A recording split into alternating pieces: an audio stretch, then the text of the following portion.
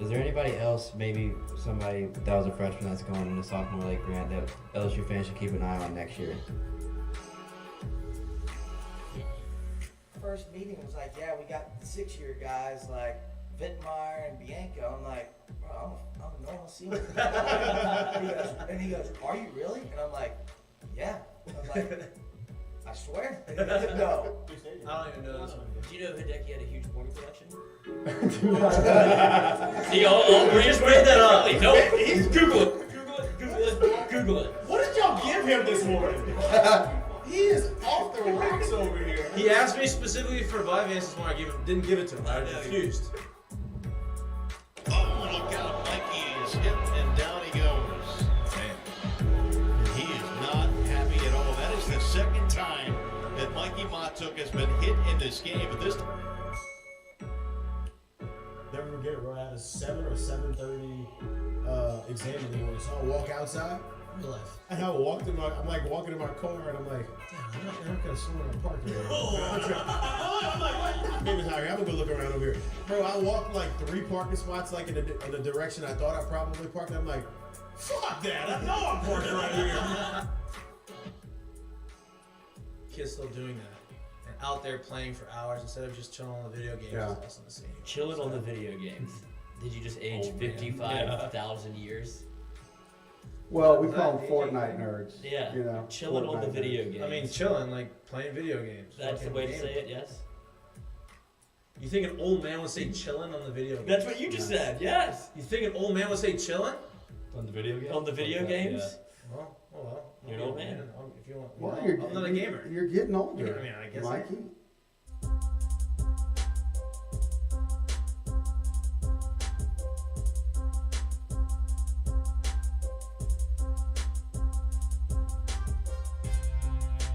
Give it a shot. Go again. Don't hear you. Go again. Oh. Nothing. I'll go. Go again. I don't know why I don't hear you. You plugged in?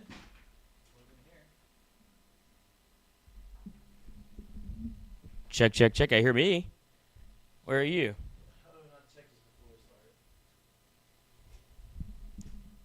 Say something. Check, check, check. Talk more into it, maybe. Check, check, check. No? Oh. Hold on.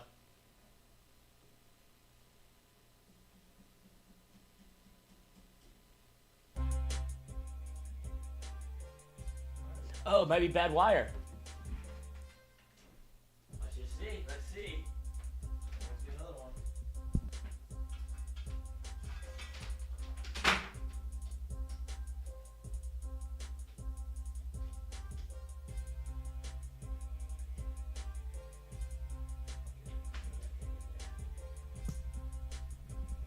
I'll go. Check, check, check, check, check, check, check, Oh, there it is. check. Finally. Okay. We ready? We're alive. We've been live the whole time. Yes. Welcome back to Mik'd Up. Good evening. We're brought to you by Sterling Automotive. That was eventful. We thought we were ready. Apparently we're not ready. We had a lot of checks going that you couldn't hear me. Now you can hear me. But we're here. It's going to be a fun, energetic, light show. Our co-host Jared Mitchell is not present. He is doing some scouting down in Cabo. He's scouting venues. He's scouting areas because he is having a monumental moment in his life that is happening in January. You can all thank him. I'm sure he would like for y'all to send him some wedding gifts, but he is getting married in January in Cabo at the resort that he is at right now, and he is doing what most wedding people who are about to have a wedding do, and they go and check out the venue ahead of time. Let's get through the Heineken headlines. We have a great show. I think everybody is excited. Big weekend for LSU football. They went to Florida. First time in the history of LSU that they have gone to Florida and to Auburn and won in the same season. It's a big moment. It's a big check the box for Brian Kelly and his regime, the start of his regime. Jaden Daniels looked like Lamar Jackson this past weekend. 3 touchdowns passing, 3 touchdowns rushing, 340 yards in the air. Looked pretty impressive. LSU ran the ball really well. Had a running back hit 100 yards. I think that may have been the first time all year that a running back had 100 yards rushing. Jaden Daniels, I think, has had it a couple times. But we had a running back with 100 yards rushing. That is huge going into this weekend, right? Ole Miss comes into town. They are ranked 7th in the country. LSU is not ranked. Ole Miss is 7-0. Last time Ole Miss came to LSU, ranked 7-0. I think with the record of 7-0, I think was 2014. LSU won that game 10-7. Hopefully we can do that again. Should be electric. Should be fun. 2:30 game, not 11 o'clock game. Seems like we're creeping our way back to night games. The rumor on the street, and the rumor on the internet, and the rumor in the media world is LSU Alabama is trending towards a night game because Georgia and Tennessee have a matchup that same weekend, and CBS is probably going to take that game for their 2:30 slot, which leaves the night game open for LSU against Bama, which is awesome, and which we want. Lloyd's getting comfortable in his seat. In the new studio. He put his feet up in the new studio. We thought we were ready. We didn't check the mics. I was about to say, we had done such a good job of, like, this is probably our best pre-show yet. It was the one where we had done the most, it felt like. And then, a little mic check. Just need a little mic check. No big deal. We didn't check it. We should have checked it. We should have checked it, but we're back. We were kind of reminiscing over what went well with the weekend, which another thing that went well was my I was about to say, we were kind of high. We were riding the high horse on the gambling. If you want to bet, please download the Caesar Sportsbook app and use Mik'd Up Full to get a risk-free bet up to $1,200 and use the bets that we – now, don't use my NFL bets. That's why I don't publicize my NFL bets because all the money that you win on Saturday, you will lose on Sunday. I did not bet NFL this past weekend, thank God, because all of the underdogs won, it seemed like, except for the Saints. The Saints were the underdogs, and they did not win, which I wish they would have won. They should have won. They were winning for 58 minutes. And then Joe Burrow did the Joe Burrow thing to Jamar Chase thing and the Superdome thing that we've seen a lot. And he had a 60-yard touchdown, which for the first time all game, the Saints forgot how to tackle. And then 60-yard touchdown. And then we had to go and drive. And the Red Rifle could only do so much. Didn't get us all the way down there. So, moral of the story, don't listen to my NFL bets. NFL was an absolute shit show this weekend. It was very entertaining. There's a lot of questions. I think the two best teams in the NFL obviously played in the 3:30 matchup with the Bills and the Chiefs, right? That was electric. 24-20, Bills get the revenge, so to speak, rematch. I don't really think it's revenge because it's not the playoffs, but game was awesome. Probably the two best quarterbacks in the league right now going at it. Other than that, it was kind of a shit show and debacle this weekend. But going back to Saturday. I was going to say, don't forget what happened the weekend. That's what I'm going. Going back to Saturday. Get a little right? inside We information. talked about this from Uncle Earl's. We do a show live from Uncle Earl's 4:36, which we will be back there again this weekend. We're going to have Earl's is going to have specials. We are going to be publicizing and promoting those specials once we get word of what those specials will be, right? We have a little Uncle Earl's cup on the thing. It's kind of hard to see it, but it's okay. Oh, it doesn't have to be. It doesn't have to be. Look, we can zoom it in. We got the technology to zoom it in. Uncle Earl's, they give you these nice cups. We're gonna have some promos. Look at the good. That looks good. The color of the room and the sound of the room are good. That looks good. That looks good. We're gonna okay. You want me to hold it up like this? Hold it like this. Look at that. Look at that. There we go. Look at that. Thank you, Earls. Thank you for all you do. Thank you for all you do. Thank you for the drinks. We are going to start promoting that a lot more throughout the course of the week. We want you there on Friday with us, to drink with us, to talk with us. We have moved from the VIP area on Uncle Earl's to the main area of Uncle Earl's to make it more inviting for everybody to come in and experience what we like to experience. And listen, if you have disagreeing takes, please let us hear it. We want to know. This show is all about conversation. This show is all about interaction. I am by no means an expert. I love sports. I love football. I love all sports. I love LSU, but I am trying to be as unbiased as I can towards things. It's very hard to do sometimes, but we try to. We are open for conversation, so please come and join us in that. But back to the bets. Back to the bets. Back to the bets. This weekend I had, and we talked about it on Friday. The LSU over, thanks to our friend Nick Delatorre from Florida. He said, hey, we asked him, like, what do you think? He goes, I would bet the over. I think the over would be, and I was told by a couple other people that the over seems like a good bet. So I said, okay, over. Boom. Easy. Hit that in the first half. And see, I had the under all week. I had under 48 all week. Then you told me this, and we talked to Nick on, once again, at Uncle Earl's. We had the show there. We did our first phone call from Uncle Earl's, got that thing rolling.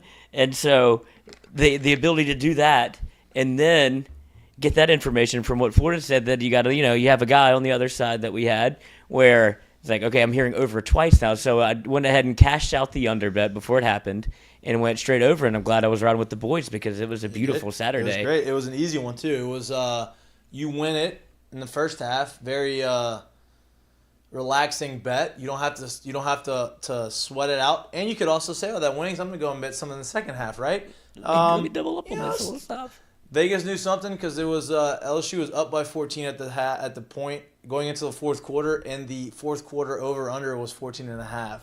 So they kind of knew something. If you would have bet that, you would have lost, but we didn't.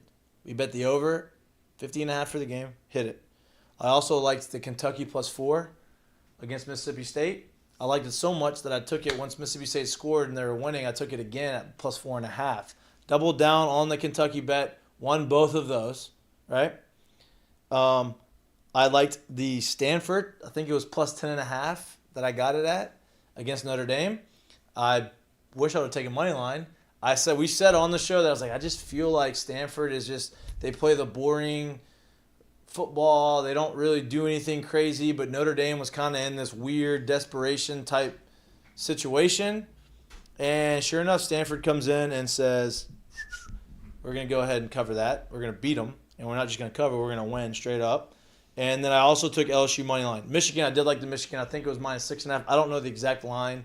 It was -6.5. They boat raced Penn State. So the only two that I missed, those are my winners. Do people hate Penn State's quarterback? My God. Oh, no. That guy can't catch a break. I know. Clifford the Big Red Dog. Yeah, he's been tough. He's been there for 17 years. I know. They're done with it. It's like it feels like an NFL team where they're like, get this guy out of town. Tough. Like, ship him off. Overstayed your welcome. You know what I mean?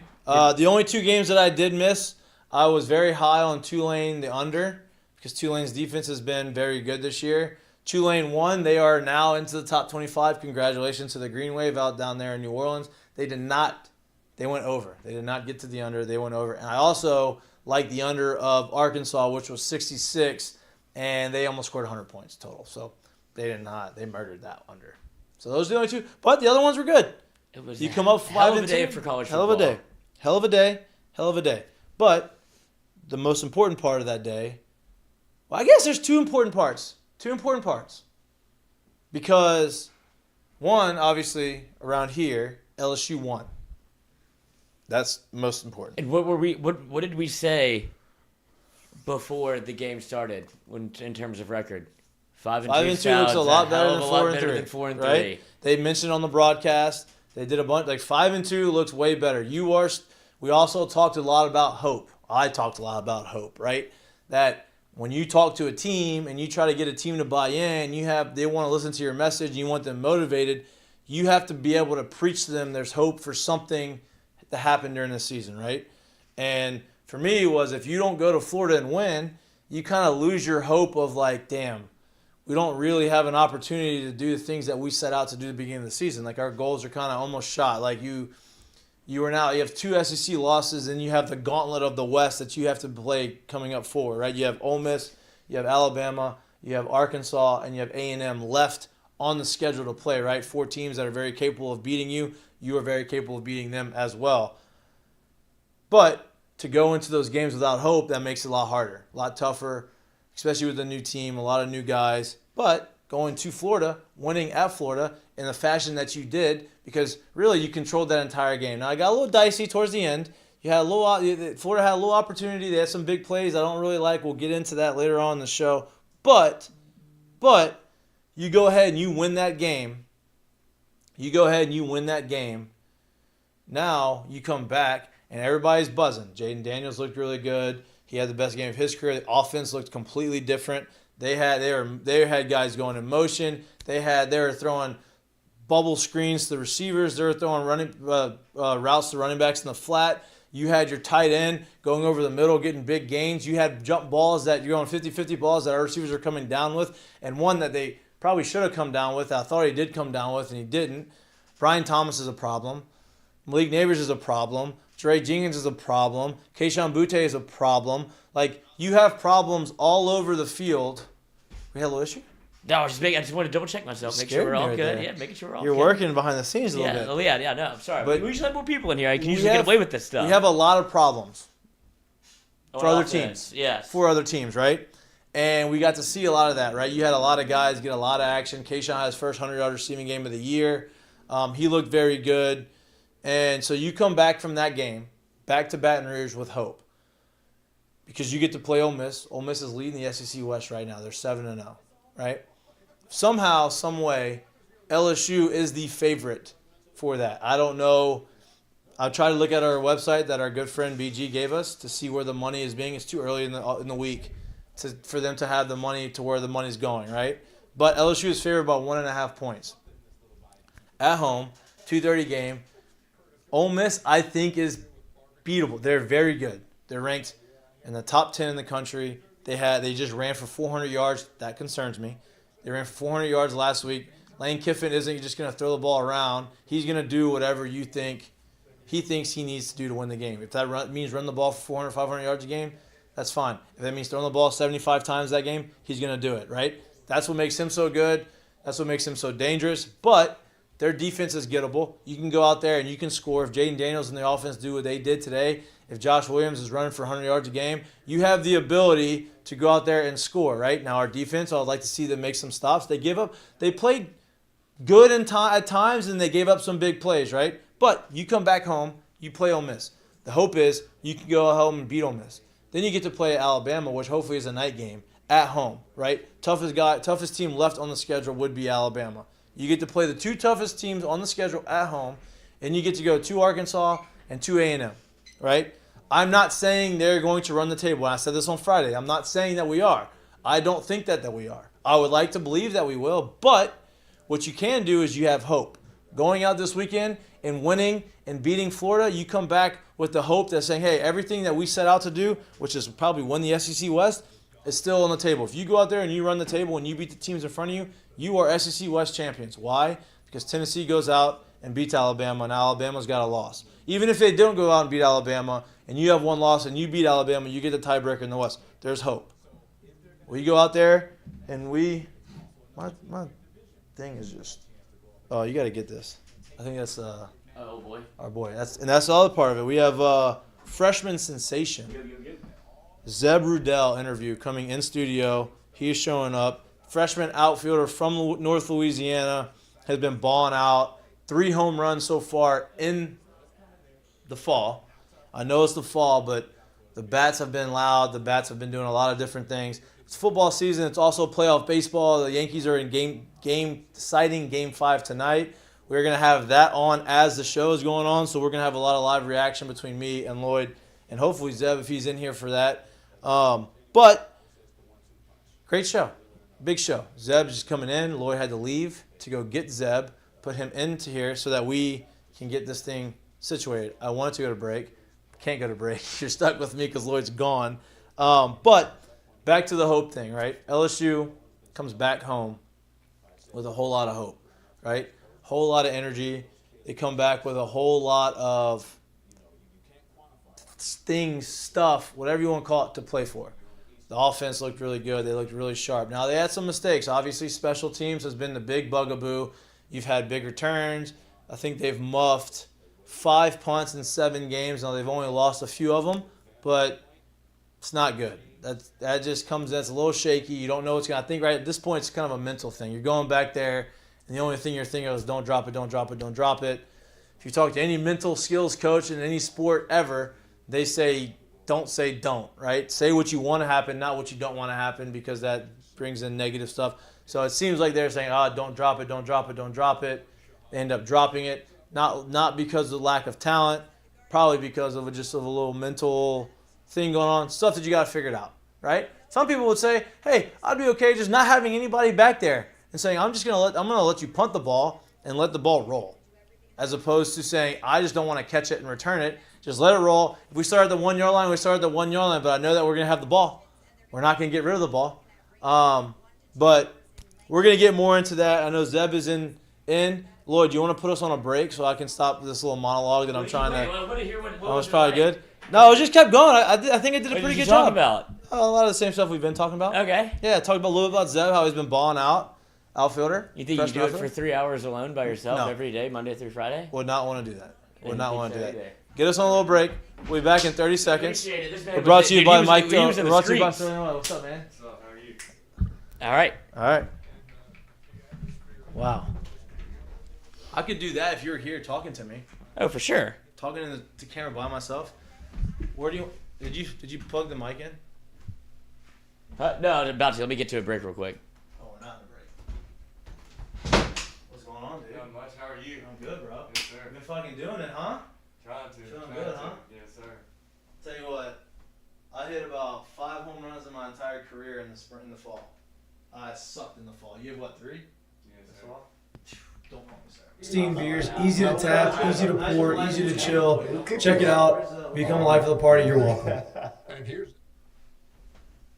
Oh, yeah, my bad. There's something else playing. How you liking it so far, man? Love it. Yeah. I love it. Y'all are nasty. Yeah. Y'all are nasty. I mean, It's I was looking at the depth chart in the outfield. It's like, I mean, Bye, Dos Equis. Equis. Here in Louisiana, It's it's the way it is right now. Killing it. Right? Like, You can go. I mean, it's our lineup so stacked. You could play. You could hit 9 people and then hit 9 different people the next day. Probably get the same exact result. right. I mean, Oh, there that's we go. and everybody's trying to predict the lineup. I'm like, I don't think it's. There's only about 5 guys that you can probably say, okay, no doubt, right? Cruz, Morgan, Will Wade, I'd like to have a great time. If you're looking to be the life of the tailgate, check out Dos Equis mini kegs. Hold 16 beers, easy to tap, easy to pour, easy to chill. Check it out. Become a life of the party. You're welcome. Fit into that. I know, this is the state of the art.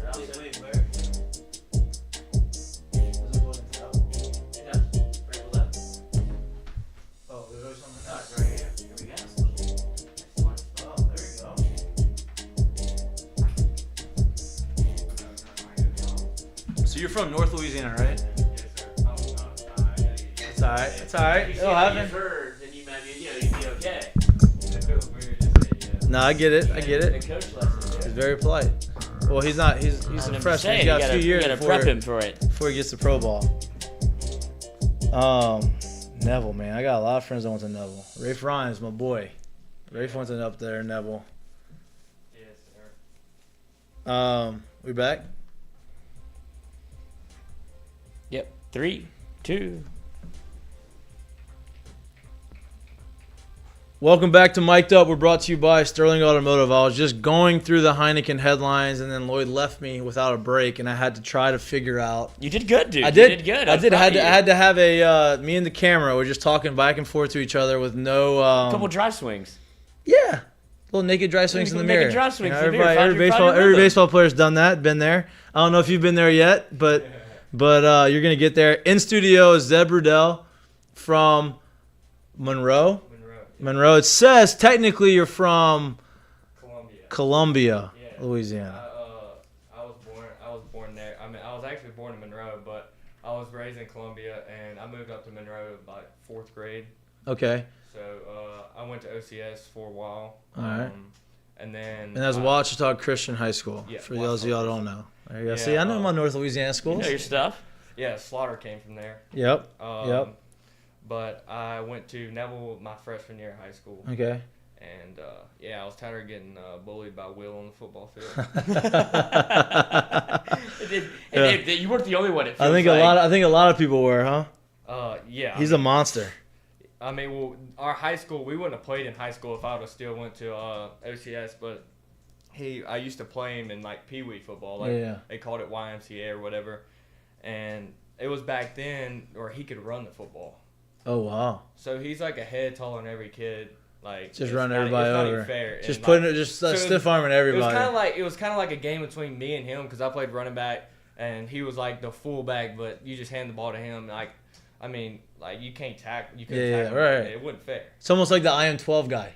Yeah, exactly You know what I mean? what Like it is. I am 12, and Yeah. you're like 6'3" at 12, and you're like, okay, well that's not fair. Yeah, but shout out to Will for SEC Offensive Lineman of the Week.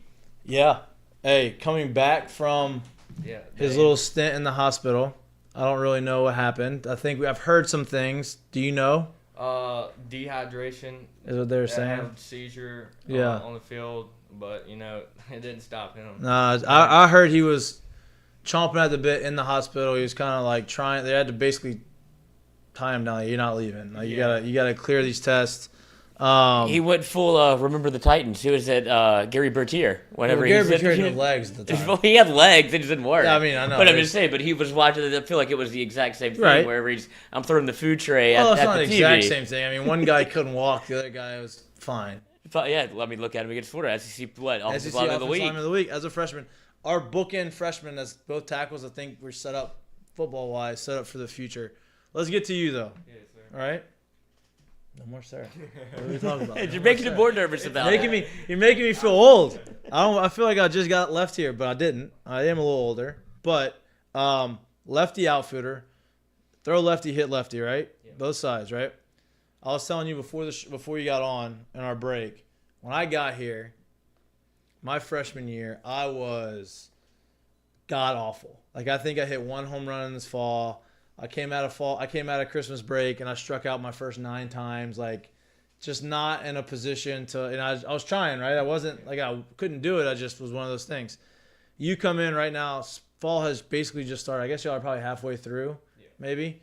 You have 3 home runs. The offenses seem to be clicking. Everybody seems to be swinging the bat. How have you felt so far in the fall? And what do you contribute to your hot start? I mean, I felt good in the fall, but I mean, started off the first game. I got Grant Taylor first at bat, and you know, I got a big welcome to college baseball. That guy's throwing cheese, huh? Yeah, it was 90. I got 97 on the inside corner, and then like a 93, 94 mile an hour cutter in on my hands, fouled off, and then a 78 mile an hour Uncle Charlie right down the middle, and it was.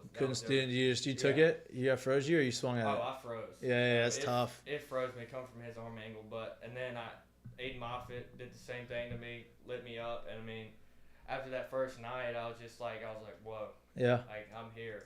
Nothing like high school, but, I mean, I just went back and watched the bats, and I took too many fastballs. I was in the line. I wasn't ready to hit. That's one of Coach Johnson's biggest deal is being ready to hit, and I just wasn't ready to hit. So. And that's kind of what I want to get into is like, you know, Jay has been I know you have to call him Coach Johnson, but Jay has been an offensive guy, right? Like he has been known for his offense, known for his lineups everywhere he's been. What are some of the things that he's kind of talked to you about as far as like, hey, this is what I want to see from you. This is how you need it. This is the approach you need. Have you all kind of gotten in depth with that yet, or he's kind of letting you be on your own right now until he sees what he needs to see? He's kind of like addresses as a whole. The biggest thing for me was I was a leg kick guy in high school. Like I was a leg kick guy last year in high school. And I had struggled sometimes between high school, you see 70, and then you may see 90 every now and then. So sometimes I struggled getting it down like all the time. And the thing that he taught me was I switched to like the toe tap kind of thing. And it helped me so much of being on time with everything. Because, I mean, you can't hit if you're not on time for the best fastball. Right. And, I mean, that was just that's been the biggest thing so far. We haven't really gotten in a two-strike approach yet, but that's been the biggest thing so far. Best 2-strike approach I can give you, don't get the 2 strikes. Yeah, that's the thing I've learned. Yeah. You won't survive long in this league if you hit late in the count. If you take fastballs and hit late in the count, no. And if you, they say the best advice of hitting a breaking ball is hit the heater, right? Yep. Hit the fastball, don't miss the fastball. You ain't got to worry about the breaking ball, you right? do not. Being from North Louisiana, being from Monroe area, I know up there's a lot of, now people always talk about South Louisiana. When you think of LSU, everybody thinks of South Louisiana, but there's a ton of LSU diehard fans up in North Louisiana and Monroe, right? Every time I go up there, you can feel it. Oh, yeah. Did you grow up an LSU fan? Is this where you want it to be always? And is it, was it a no-brainer once they gave you the offer? Yeah, I always grew up an LSU fan.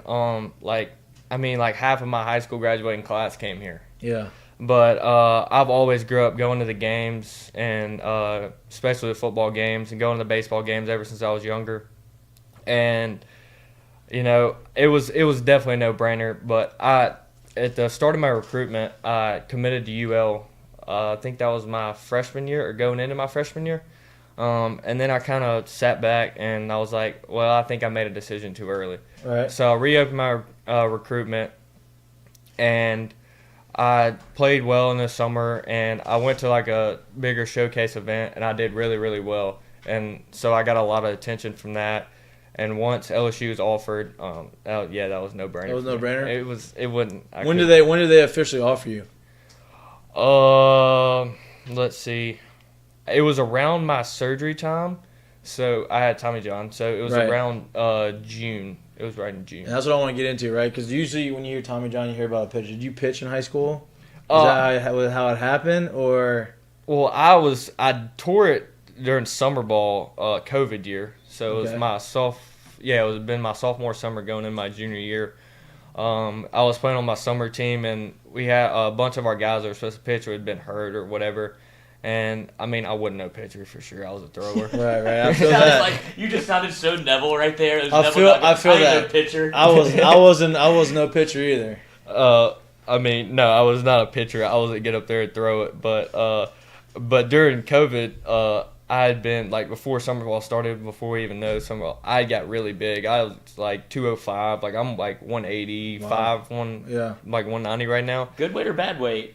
I mean, I was too big to play baseball for sure. I was benching 405 and like. Oh, so you're like stacked. Like stacked, yeah. But we went into the summer and I really didn't throw much of a baseball as I just hit. And they asked me to get on the mound, and I got up there, and the first guy I was throwing hard, I got him to 0-2, and I hit him right in the head with a slider. There you go. I did that 2 more times, and then it finally popped. And that was, no. Yeah, that was it. But I was lucky enough to get in with Dr. Andrews because they had just opened right back up after COVID.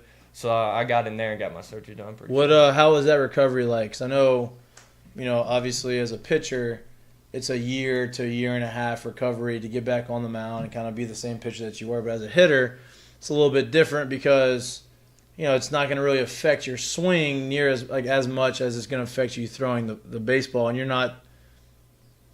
you need your arm, but it's not like it's as necessary as a pitcher, right? How was that recovery? And then mentally, how did it affect you? Because as a sophomore going into your junior year, like that's a big year in terms of recruitment, in terms of baseball. Like how did you overcome that, and how did you get through the recovery? Well, first of all, I wouldn't wish that on anyone, that recovery. Whew. It was tough, especially like me. I want to get up and do stuff. I don't sit around the house. I don't just lay down. No. But I mean, I came back, I think it was 8 months, because I played our first game of the high school season. I had it in June, so it had been it was around 8 months. So I came back a little early. I mean, I probably could have waited a little longer. Did you just DH or did you play everything? I played everything. Oh, I mean, the first inning, I got a ball hit to me in center, and I was throwing a guy out at home, and I threw it, and I mean, like, my arm it was kind of chilly, but, like, my arm was still numb, like, because they move your nerve, and they move my nerve and stuff, and so part of your arm stays numb for, like, a year after or whatever. But, yeah, I mean, the recovery process, it was great. It was just long days of just not doing very much. Like, you start off for the first 2 weeks barely moving your arm and getting it stretched out. But, I had people there with me able to help me through that. And but now LSU, they give you the offer during the rehab or after? Well, they gave it to me right before I had surgery. And then I told them. Did they know? Yeah, they didn't know. Did they know when you needed to have surgery when they offered you? No, well, I wasn't gonna have to have surgery, so they offered me before, and then I tore it I think it was a couple of days or weeks after that, and then I was talking to Nolan Kane at the time, and he was like, yeah, that's fine, totally okay, we still want you, blah blah blah. He was like, because Coach Maneri was supposed to call me later on. He was like, well, you don't have to tell Coach Maneri, I'll tell him, and whatever. And the first thing I did when I got on the phone, I accidentally told Coach Paneri. He was like, what? And I was like, oh my gosh. What did he say? He was just like, he just kind of froze for a second. Then he was fine with it. He was like, oh. Yeah. But yeah, he kind of, I kind of threw myself under the bus right there. How was it when you finally got back, right? So like for me, I broke my left arm playing football my junior year, right? The fall of my junior year. So it's kind of similar. Obviously the recovery wasn't as long for me as it was for you, but like 3 months, I got back. I was ready for baseball season, but my arm wasn't strong as it should have been. Had an okay season, not a great season, but to be able to get back on the field meant a lot, right? Like it felt really good. How did it feel to finally get back after all the recovery and after all the rehab, finally get back on the field knowing you had the LSU offer in your back pocket? It was the best feeling in the world. But I was able to get on a football field too before that. At 4 months, I threw on an arm brace and played football. Probably look at this guy. Yeah, Grinder. Gamer coach. I love that. Probably wasn't a smart idea. I love that. Yeah, I didn't think I was gonna be able to play football, and Dr. Andrews told me he was like, yeah, I'll let you play. So I did that or whatever. But going back to baseball, it was nothing like it. Being able to, I never thought that was gonna come. But it was so fun and it was awesome, and it was the best thing ever. What are you most looking forward to? I know you grew up an LSU fan. You probably came to a lot of LSU games. I don't know if you've ever been to Omaha, but I'm sure you watched LSU in Omaha over the course of your life. What are you looking most forward to here now that you're playing for LSU and have the LSU jersey on? The one thing I'm ready to see, like, in the stadium is all the fans, like, in a game. Yeah. Like, I've seen a little bit with the fall fans, and I know a lot of people don't even get any fans, but I'm ready to see that in game and win a national title for sure. Love that, and I think y'all are in a spot to win a national title, right? The talent you have on the team. What is it like playing with all these guys, right? I don't know. You're a freshman. You're part of a really good, I think the number one recruiting class in the country. They also had the number one transfer portal class in the country.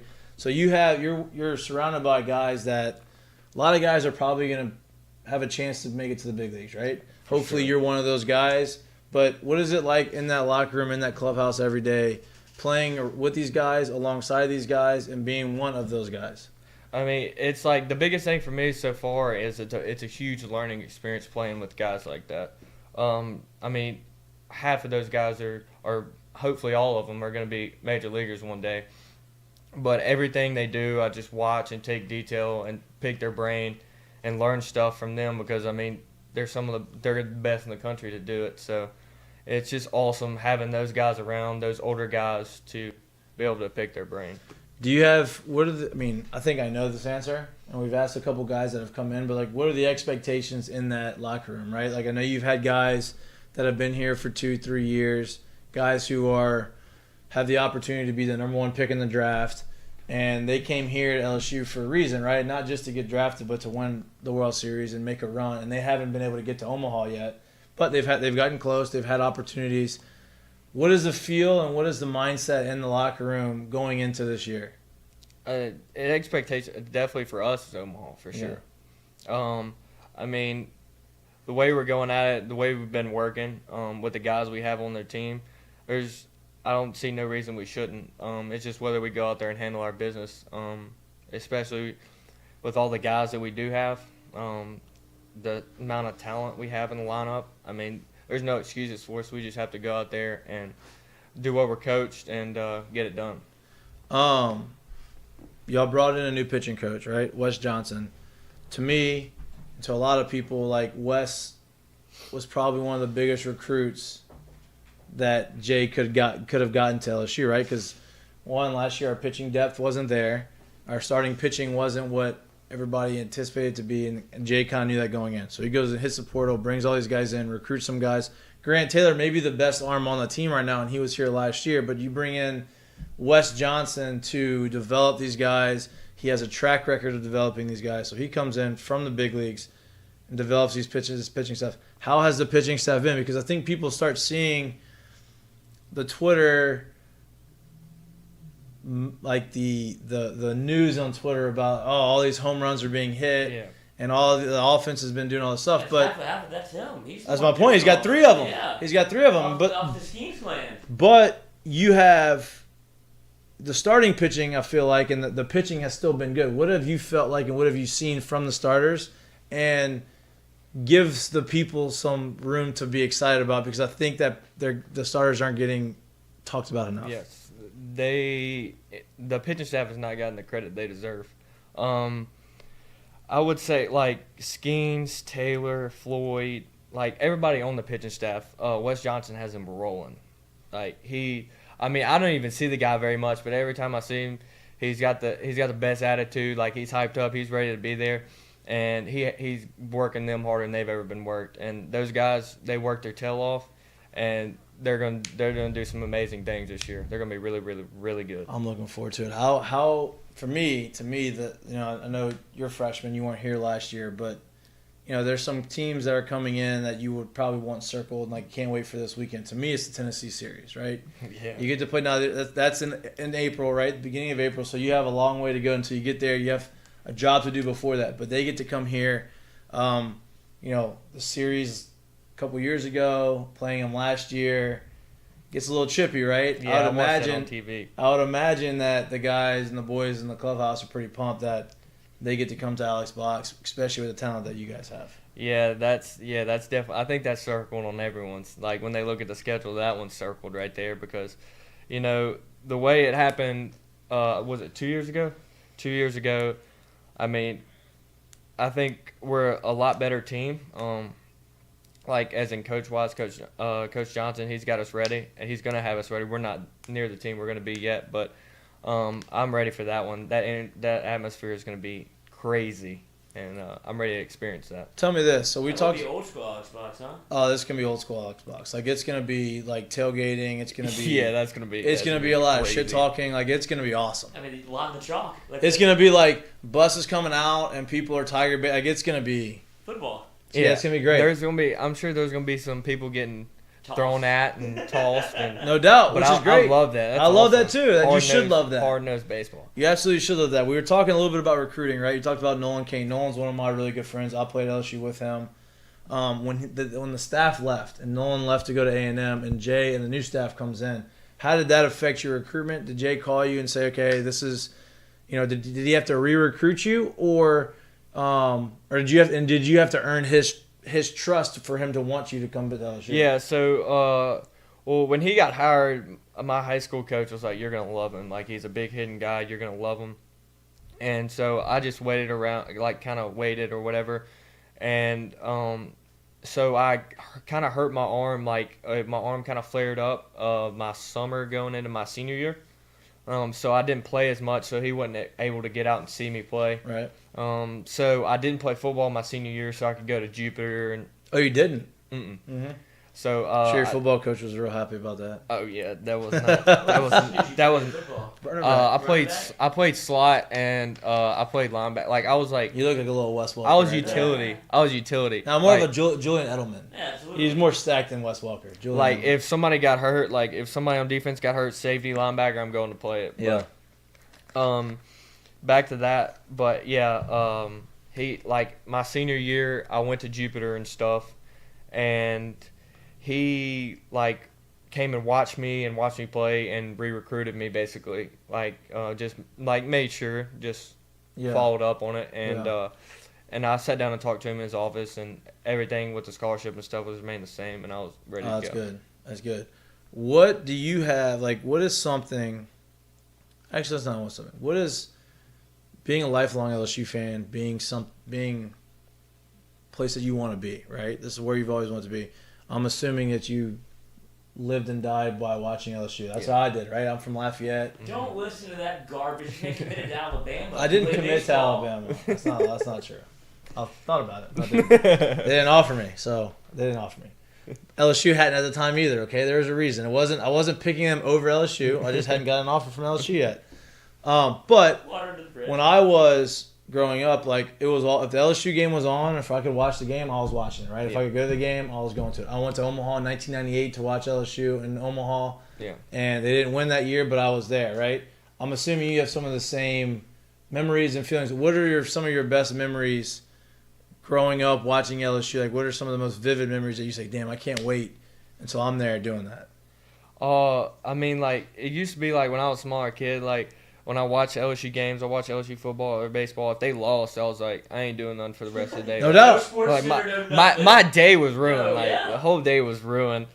But like when we would go, like I was a little kid, I would play travel ball in Baton Rouge or whatever, and we would stay at Little Bears.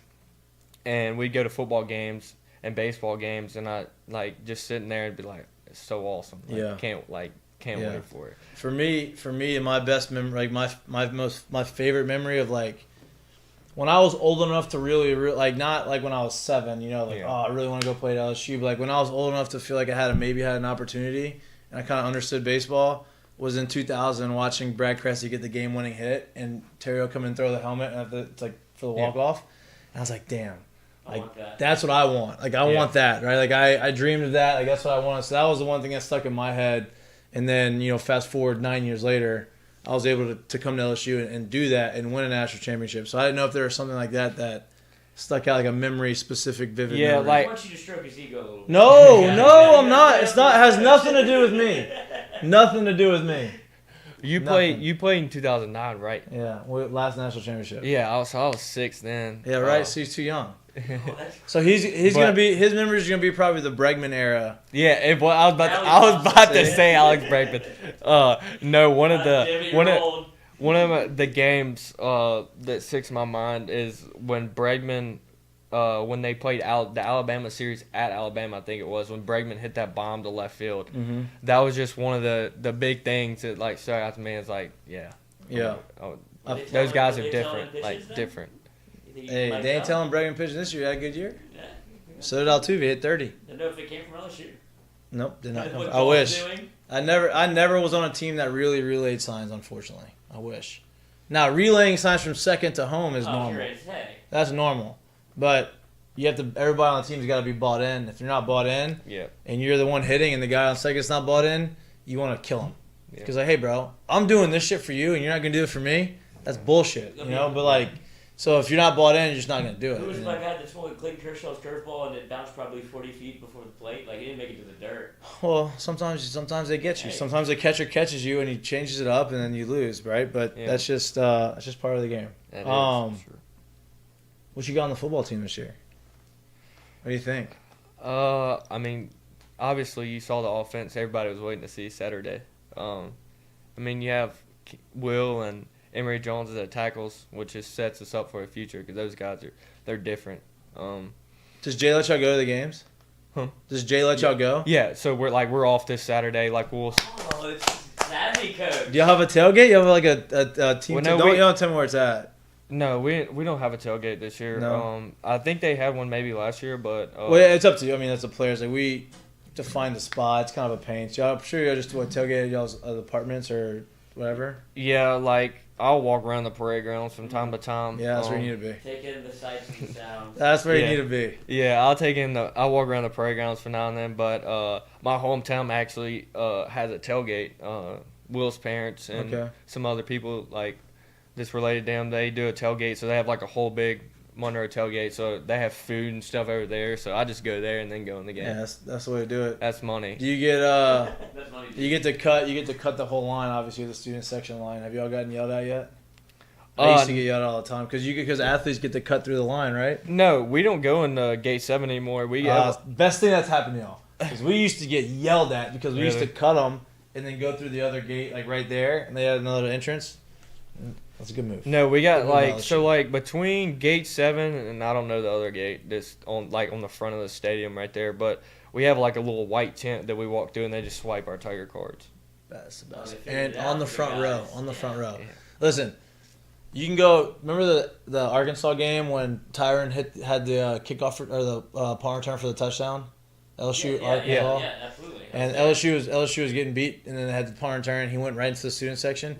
If you look at the back field view of that, and you see some idiot banging on the thing, waving him and banging it, that's me. That was the year. That was the year I got drafted, and I left and I had to go play in the Arizona Fall League, and so I didn't get to see one game. Oh, right. So like it was 2011 was the best season at the time LSU's ever had, and so before the national championship game. So I was in it. Yeah, it was my first year gone. I went out, signed late, didn't play. So just 2 weeks there, I was hitting batting practice, had instructional league. Then they sent me out. I came home for a week. I watched some like small, I forget who it was. I don't know who we played. And then I left and went to the Arizona Fall League till November. So I came back for the last game of the season. It was Arkansas at home, and that was the only one I got to see. Then I was like, oh, that's okay. We're going to go to the national championship game. I'm just going to go. It's in New Orleans. I'm just going to go. National championship game comes. Tampa calls me and say, hey, we have a developmental league or developmental week that you have to come to Tampa for. I'm like, all right, when is it? This. I'm like, wow.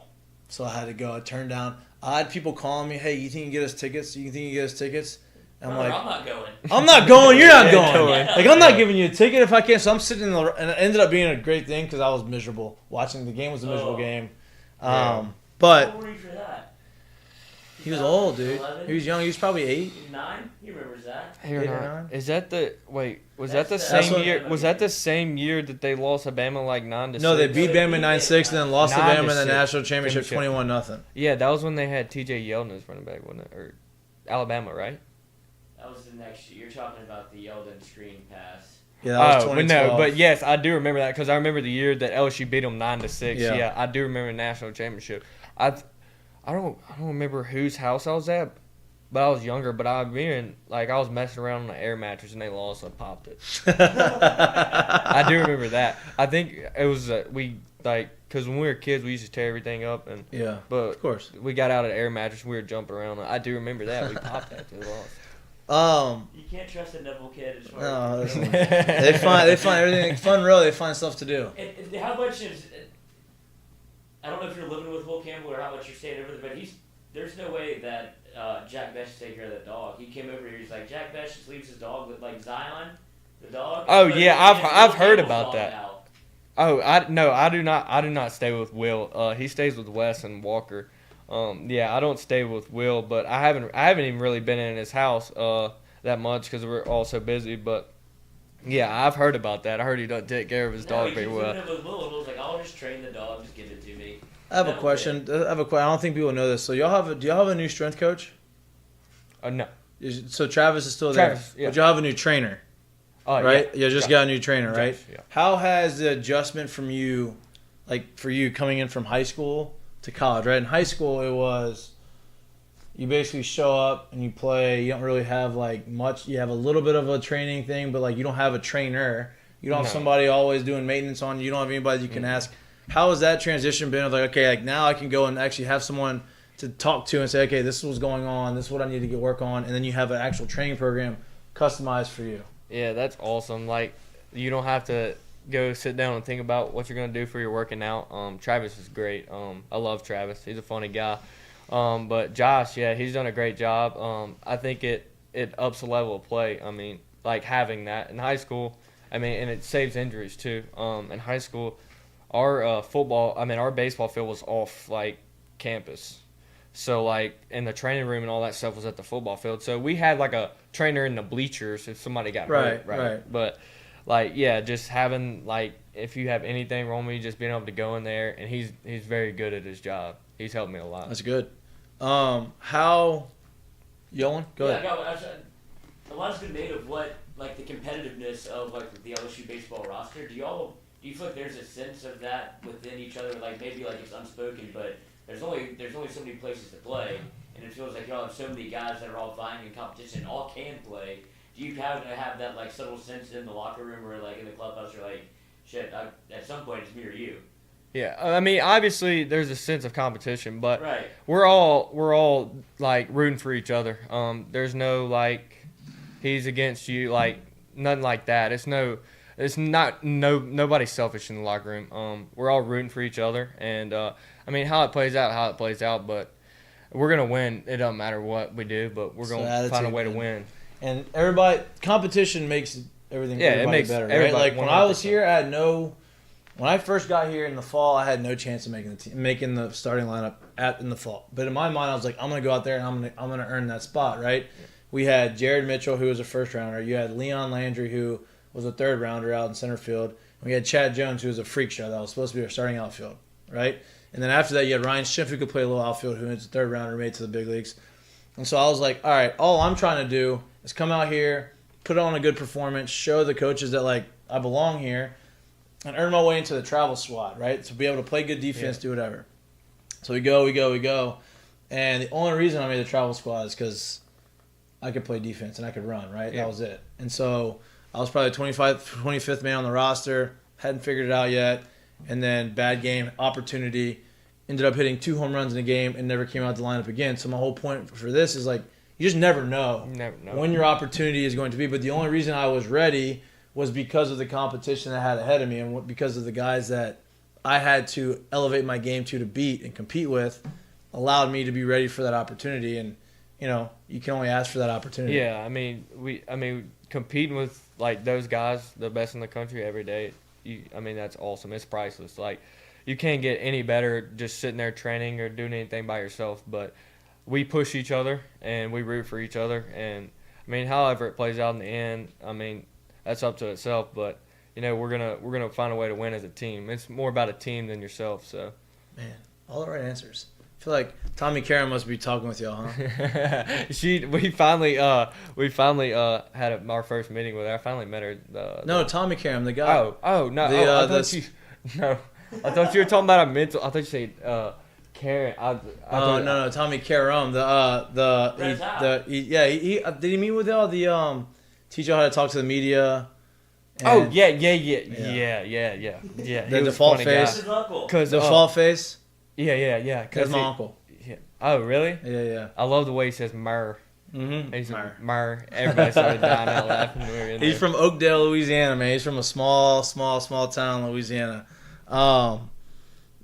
Before I let you go, we've talked about how good the pitching staff is. Who's the guy that you've been most impressed with that people may not be people don't really know?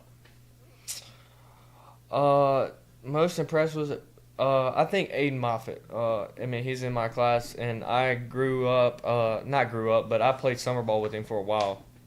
He's a freak. Yeah. He can probably help out this year. I think he will. He was up to he hit 99 a couple times. What scrimmage or 98 or 99? Yeah. 5 or 6 times on the scrimmage the other day, but. And with Wes Johnson, he's gonna go to like new heights. That kid he's something special, and wow. I can't wait to sit back and watch it. When do y'all end? When's fall end? Do you know? I think when we go home for Thanksgiving break. All right, so basically, because we go back to individuals after we come back. So you have a month left to go out there, support the boys out there in spring and fall practice. It's free, gates are open.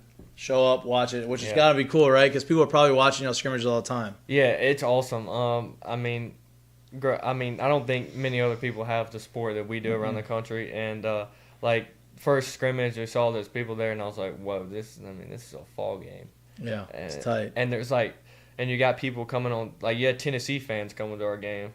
You're like, what? Scouting y'all out. Yeah, they're scouting probably, but it's awesome. Yeah. It's crazy that you don't know what you don't know, but you would expect it's like Alabama football, whenever they do the spring game, and it's like there's 90,000 people. Yeah. Yeah, and it's like shit. I should have taped up. I should have got. I should have looked better than this. Yeah. That was just practice. No doubt. But no doubt. I got humbled real fast the first night I saw those fans. I'm humbled, but it was a big welcome to college baseball for sure, dude. And I needed it. I to see. You understood it. See how different it is. Yeah. You go into high school, and it's like by my junior or senior year, you could maybe take a pitch off or do this and do that and still end up 3 for 4, 4 for 4, whatever it is. But you come here, and if you take one pitch off, you're done. Your bat's over with. You may only get one pitch in the bat. Yeah, if you take a pitch off, your bat's over with. And that's one of the biggest things I've learned is really focusing in every single pitch.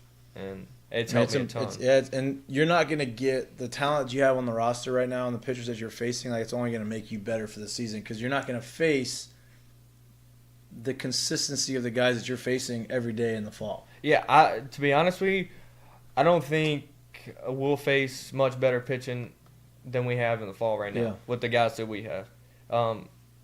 Those dudes are some freaks. For people on Twitter, it may not look like those guys that we're hitting a lot of home runs or whatever, but those guys are good. Very, very good. It's exciting. Baseball season's going to be fun. I can't wait. I can't wait either. I can't wait. Awesome. Zeb, dude, you're awesome, man. I appreciate you coming on. Yes, sir. Anytime you want to come back on, we get y'all on throughout the course of the year, even in season.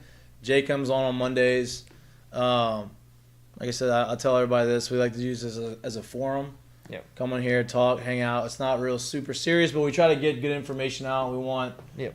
We'll ask tough, hard-hitting questions the more we get to know Yeah. you and the more comfortable you get. But Yeah. we try to make this a fun, safe space. So Yeah. I appreciate it, dude. Thank y'all. And no, thank you, man. This was great. No, I appreciate it. I got the text while I was playing around the golf, and Are you a good golfer? I'm all right. We shot I think we were 4 under until the back.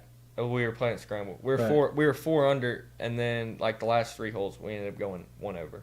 Oh, yeah. Wow. We started off with the second hole eagle, and I was like, all right, yeah, we're about to play today, and then no. Damn, love that. Beaver Creek.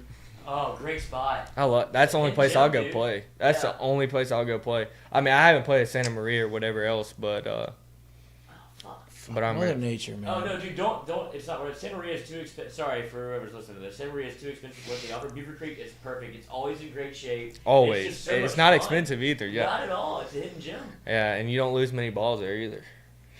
Love me a nice little golf. You've never been to Beaver Creek. Yes, I have. Have you? A long time ago. I've been a long He's time. He's a U Club elite. Yeah. Yeah. That's what you strive for. I U ain't Club's been tough there. now. I'm playing CCL on Friday. Oh. Couldn't get on the U Club. I got a tournament. So Yeah, you're tell me. you're like that on golf, huh? I'm getting there. I'm not like that though. I'm not like that. I'm getting better, but this is my first time like really trying to play golf. I'm probably like He does hit about 360. Driver? Uh-huh. Funny story, I broke my driver today. Oh, dude. I broke mine a couple weeks ago. I had to get a new one. My driver had exploded on the first So tee box we right were- before a tournament the next day. We were on hole There. You saw it. You saw it. we were on hole I 18 squared today. it up. And we had just bogeyed or double bogeyed a par 3. I mean, it was terrible.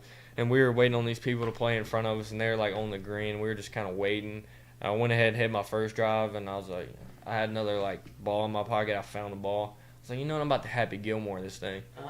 I went to Happy Gilmore. I swung and missed, and like I guess it snapped it over my back.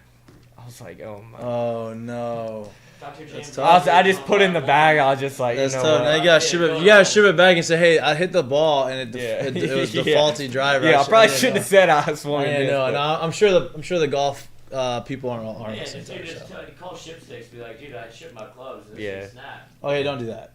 That's just a blatant lie. You can make a little fib and say, hey, I swung the club and it just snapped. Yeah.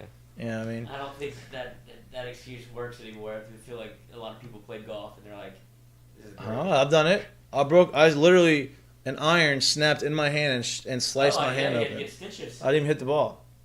What? I didn't get. I almost had to get stitches. Butterfly knife. Yeah, it just snapped and broke. It went right through the Iron grip. snapped. Yeah, it was a six iron. He's got weird luck. It was tough. God, Came down that's like literally terrible. as I'm about to make contact with the ball, the grip snaps and it was just sliced. It was not good. But Yeah, I'd have got me a free set of clubs out of that deal, whatever kind of clubs Oh. you're using. Wait, is Zeb a family name? No. It's just Zeb? Yeah, it's just Zeb. that's a great name. I I know. mean, Everyone asks me if it's Zebediah or Oh yeah, that all makes that sense. stuff, but I'm like, no. No, that's good though. It means people you're recognized. It's a recognizable name, right? Like that's Yeah. a good thing to have. To have a recognizable face, recognizable name, and to go like that's good. Dude, I appreciate it, man. No, I We're not gonna appreciate keep you y'all. much longer. Like I said, anytime you want to come back on, you can come back on. We're gonna take a 30-second break to let you get out of here. You're watching Mik'd Up. We're brought to you by Sterling Automotive. Appreciate it, man. Of course, man. Anytime, dude.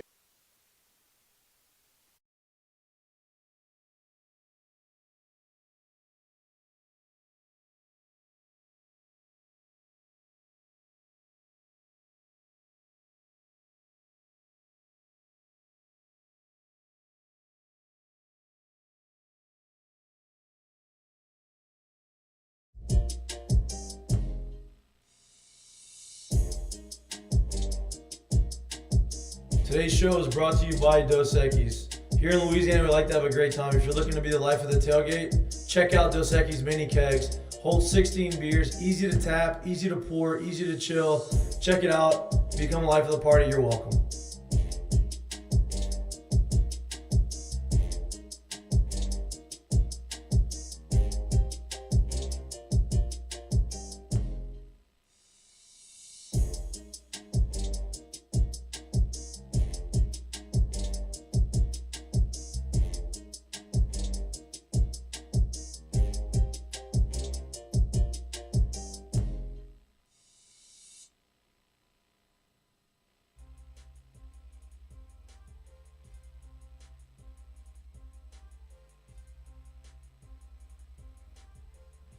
Welcome back to Mik'd Up. We're brought to you by Sterling Automotive. If you're just tuning in, you missed the interview with Zeb.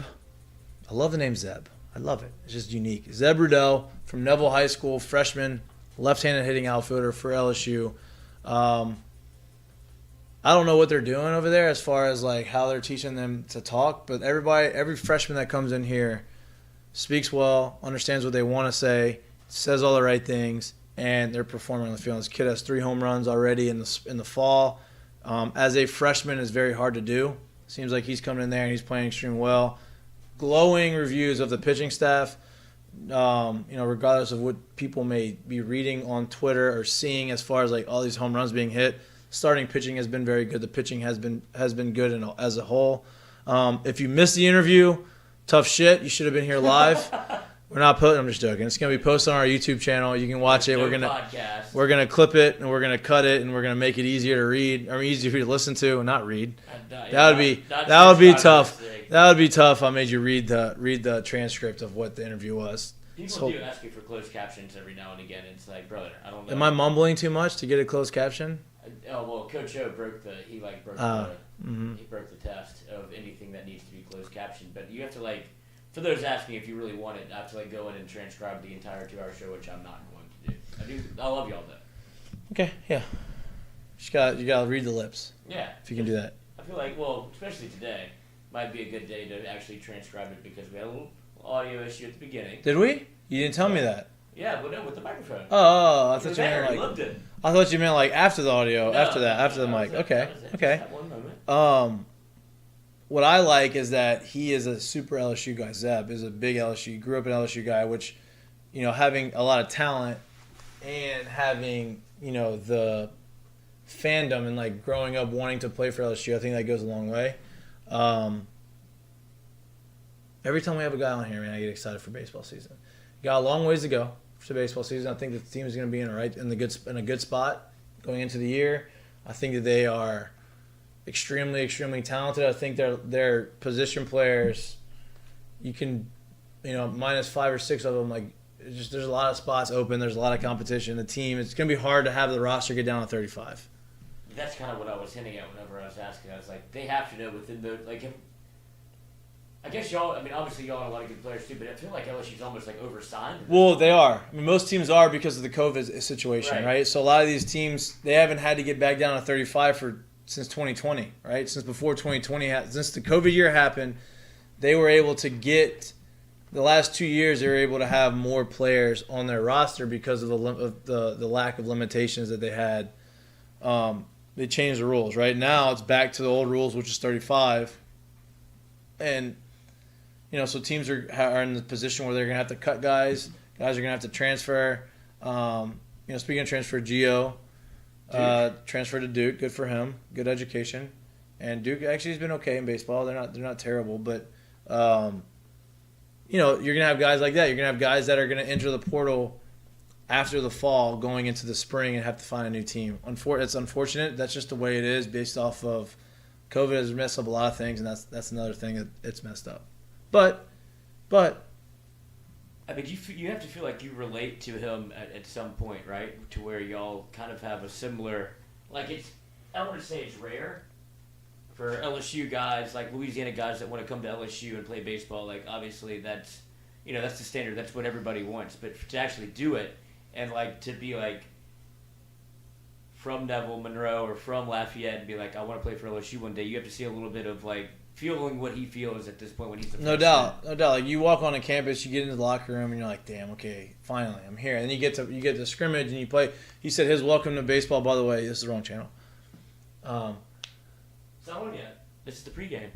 That's on NFL Network. Oh. The Monday Night Football is on ESPN, Coach. Oh, it's on YouTube TV. It's on Coach on ESPN. Sorry, let's get it back.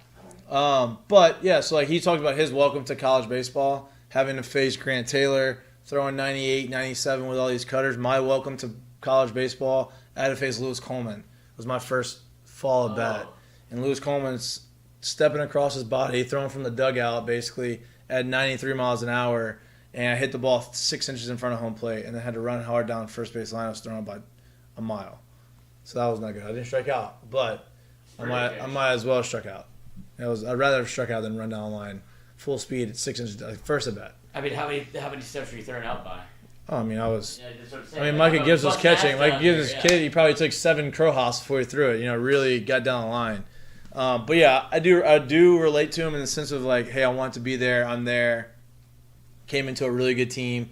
I came into a really good team. Like, I think, listen, he's probably further along offensively than I was when I first got to LSU. So he's in a good spot. The team's in a good spot. I'm looking forward to it. But, we still have a few months left of football season. We have a few months left of hopefully the LSU getting back to where we want them to be, having more upsets, ruining other teams' seasonings and seasons, and making their seasoning and season better for us, right? This weekend's a big weekend. I would like for the Saints, we talked a little bit before the show on the Saints and how, like, what's going on, because they led that game for 58 minutes, should have won that game. We thought Joe Burrow did his Joe Burrow things and did it. But you look at the records in the division, and Bucks are 3-3, and the Bucks lost this past weekend. They didn't look good. Falcons are 3-3. The Falcons looked good this weekend compared to what they had been looking. Saints have a win over the Falcons. And the Saints have a win over the Falcons. They lost against the Bucks. They play the Bucks again. But Saints are 2-4, so they're really only one game back in the win column. If both those teams lose next week and Saints win, huh? Did the Saints lose? Oh. Yeah, that's a tough one. That's the Panthers' only win of the season. And now no Matt Rule. He's going. No Matt Rule, and then now Robbie Anderson out. Say, hey, Robbie, one, get off the field. Two, you're gone. Shit. I'm sure he's happy because he's going to the Cardinals. Cardinals aren't very good, but the Cardinals play the Saints on Thursday Night Football. They're getting DeAndre Hopkins back, and they're getting Robbie Anderson, which now you have, because Marquise Brown, who is their deep threat, is out for the year. And now they got Robbie Anderson in this trade. Robbie Anderson's probably pumped because he wasn't happy in Carolina, apparently. So he goes there. Now you have a deep threat, which I don't know, but I think the Cardinals may be broken. I don't know what's going on over there. I hope they're broken. I hope they don't fix it by Thursday. Well, you're going to find out is with the Hard Knocks in season. Like, there's all coming up in a couple weeks, right? All this tea is about to spill all over the field because you can't hide any of this stuff. Like, whether it be the Kyler Murray situation early on with the contract stuff, and then you have, like, it gets taken out of the contract, and now, like, where are we? And now the offense looks porous. It doesn't look good. And his record with and without DeAndre Hopkins is insane. Like, DeAndre is a stud, dude. Yeah, because you have a guy. No matter what happens, you can throw the ball to, and he's going to probably catch it. DeAndre Hopkins, his career with the quarterbacks he's had throwing to him, and the numbers he's put up with those quarterbacks are maybe one of the most impressive things I've seen.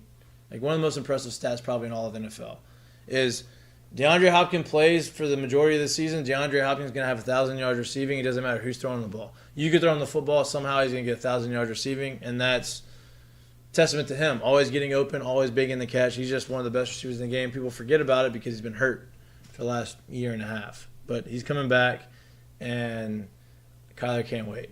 Where are you with LSU football as of now? I know we talked about it a little bit before we came in here, but does it feel like every week this is like overreaction football by overreaction Mondays, right? This is all Mondays. It feels like LSU is like going to take the cake in this thing. I know college football is very reactionary, but LSU football, it feels like you don't know what you're going to get every week. To go from what happened against Tennessee to what LSU did.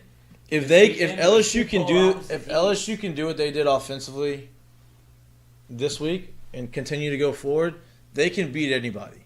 Because offensively, if they do that, they are explosive and they are dangerous and they are tough to defend because you have a quarterback who you want to say, okay, well, he can run. But if he does what he did last week where he doesn't run unless he has to run and he's throwing guys open and he's anticipatory throws. I got it. Anticipatory throws. He's throwing guys before they're looking for the ball. Like with the guys you have in the receiver, and you can't defend that. It's hard to defend, especially if you look at the teams that you have to play coming up. No team on our roster, on the schedule, has shown to be a super elite defense. Alabama was very good going into the Tennessee game. Obviously, Tennessee was able to score some points, score 52 points, put up some yards against them. Alabama is going to be Alabama. They're going to be good. They're going to fix some things. But I think people would agree that, okay, outside of their front seven, their secondary is a little bit lacking as far as experience goes and as far as what they normally are, right? Same with goes with their receivers. The receivers are good, but they're young. They're kind of unproven. Now the running back is a problem. He is Alvin Kamara. He's getting those comparisons a lot because I feel like a ton of people watch the Tennessee game. Well, he puts his foot in the ground. He moves. He's just smooth, and he catches the ball well. He is a problem. The way he coached out of bounds. Jahmyr Gibbs. Yeah, Jahmyr. I know. Yeah, LSU was in the sweepstakes to get him. He transferred from Georgia Tech, and that's the. Oh, he transferred from Georgia Tech. Yeah, he was a portal guy.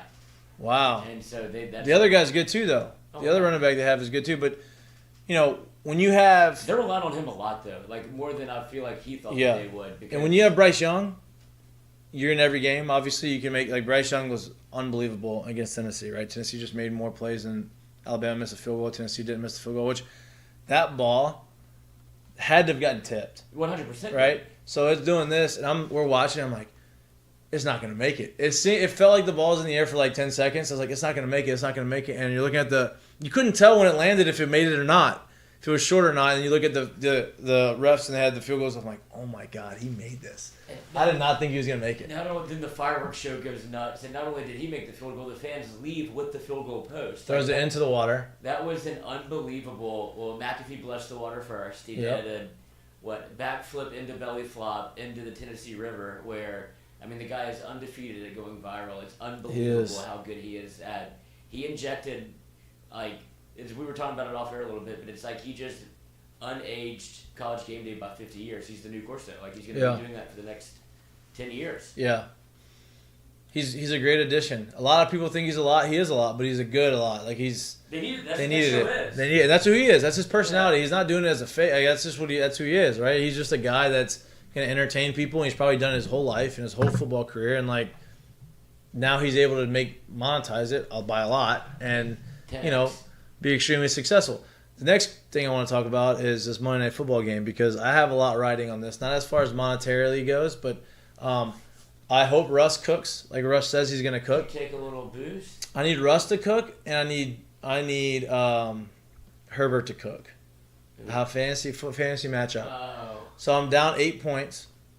And I have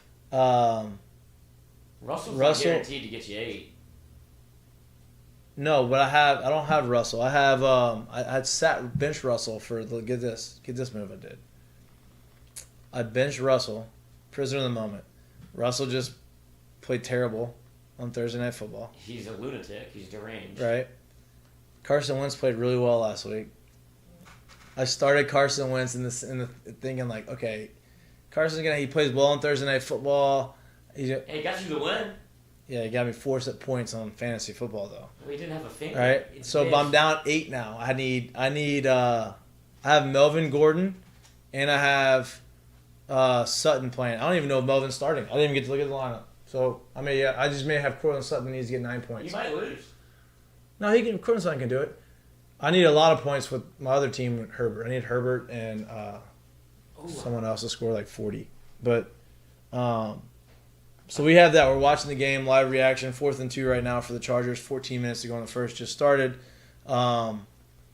This is kind of how we wanted to do the Monday night show, but then flag football got in the way. I don't have flag football. I got to leave town after the show. I'm going to Houston for my other job.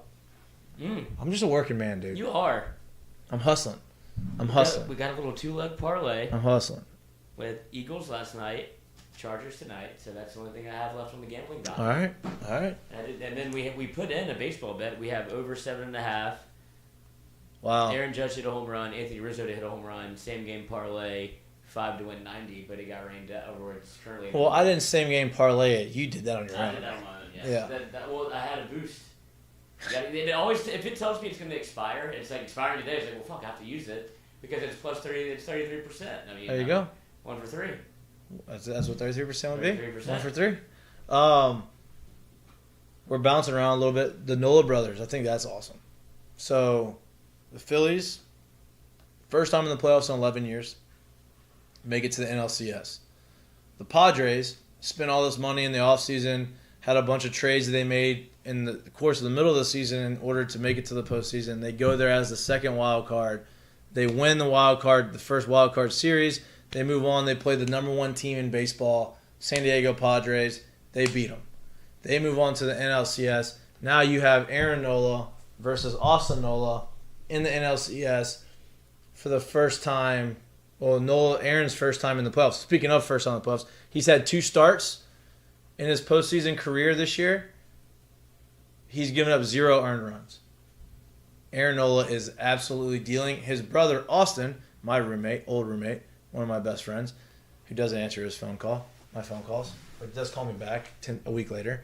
They're both like that. They are. Austin's hitting 389 in the postseason with 3 doubles and catching unbelievably. So both of the Nolas are very big reasons why their teams are in the NLCS. Now both parents can stop traveling across the country to go see both brothers play. They can watch them together. What a terrible problem to have. And listen, the Nola family, one of them is going to make it to the World Series. So the parents are going to get to go to the World Series one way or the other. One brother's going to make it, which is awesome. So. Well, if you're the other brother, you're definitely going, right? Just to go to support you. Oh, no doubt. Yeah, you'll be there. No doubt. I'm trying to go to San Diego. I just don't think I'm gonna be able to swing it. No. I can't I swing mean, it. not because you can't. It just feels like you have a lot to do working, man. Yeah, I got a lot going on. I got the show on Wednesday. Can't miss the show. Can't miss the show. Got a show on Friday. You can't miss the show. So first game is on Wednesday. Next game is on Thursday. Wait, so are y'all out of the playoffs in flag football, or you're just not going? No, playoffs start next week. Okay, so we're back to 5 to 7 next week. Whenever the time is. Playoffs are gonna be Monday and Tuesday I know next. if you abandoned the squad. No, Monday and Tuesday. I have to leave. That's the only reason I'm doing the show is because I have to leave after the show to go to Houston. So I'm not. I couldn't go anyway. So I was like, I'm going to Houston. So I'm leaving from the show, going to Houston.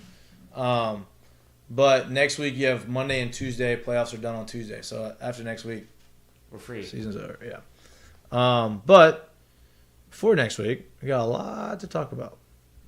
We talked a little about the Florida stuff. We didn't really go in depth on the LSU stuff, right? You put a lot of quotes in here. Those are from today, so it's a lot of information today.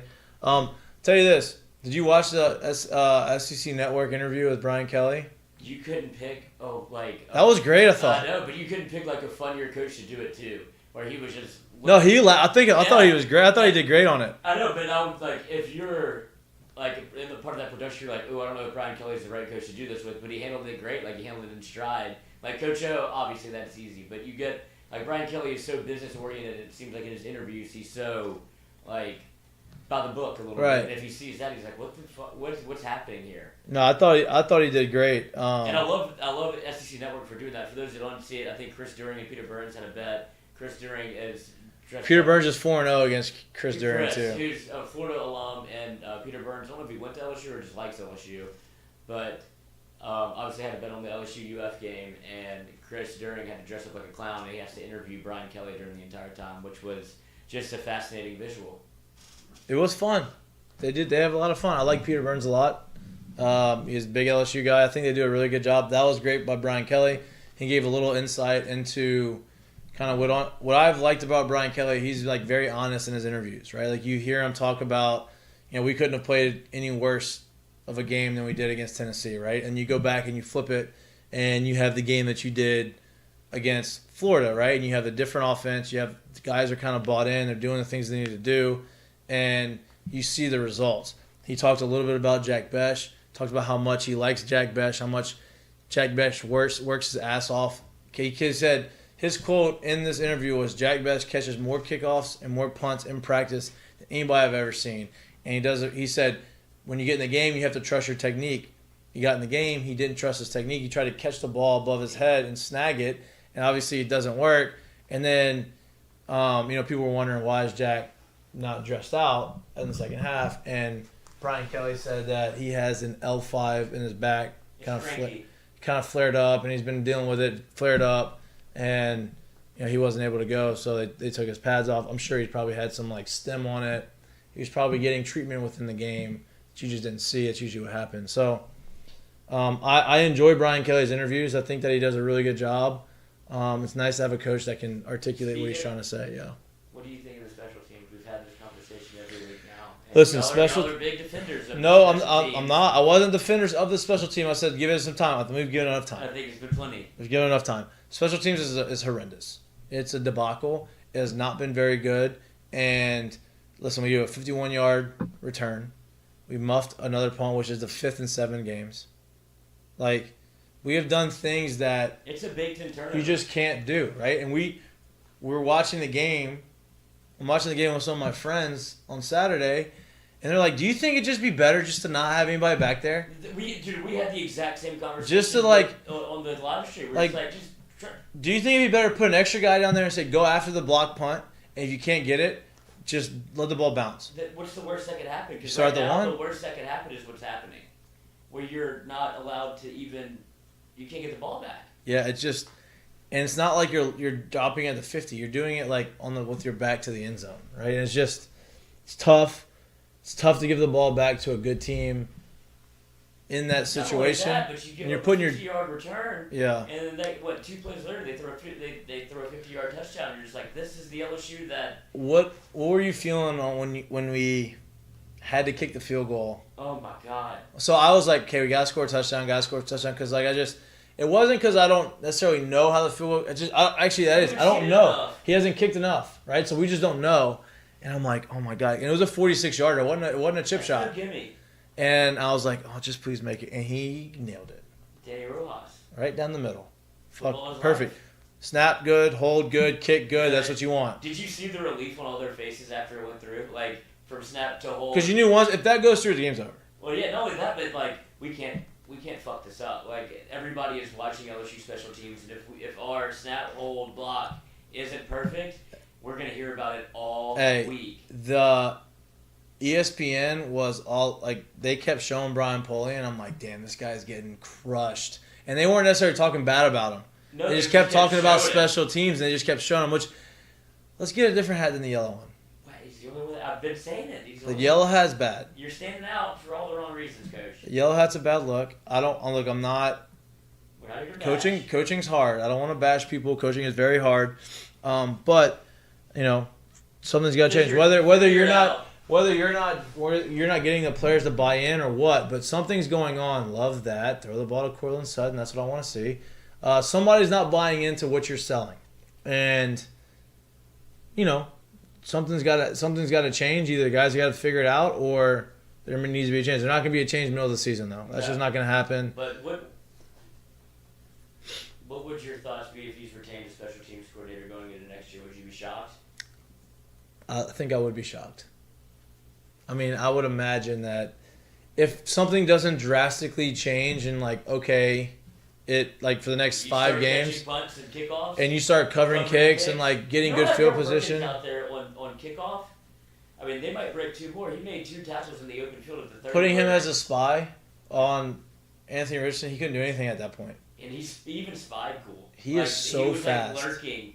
And, That was he a fumble, wasn't by the even moving. 100%. That was a fumble. His game. That was ball game, and he took a sack fumble away from him. He took a fumble. It was a sack. No, it wasn't. You took a sack fumble away from him because of an incomplete pass. Incomplete pass.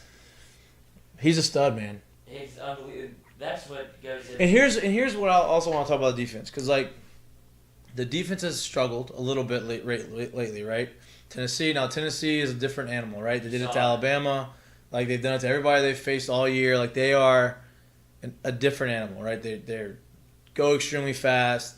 They spread you out from sideline to sideline, use every inch of the field like they do. Josh Heupel is doing some big things over there, right?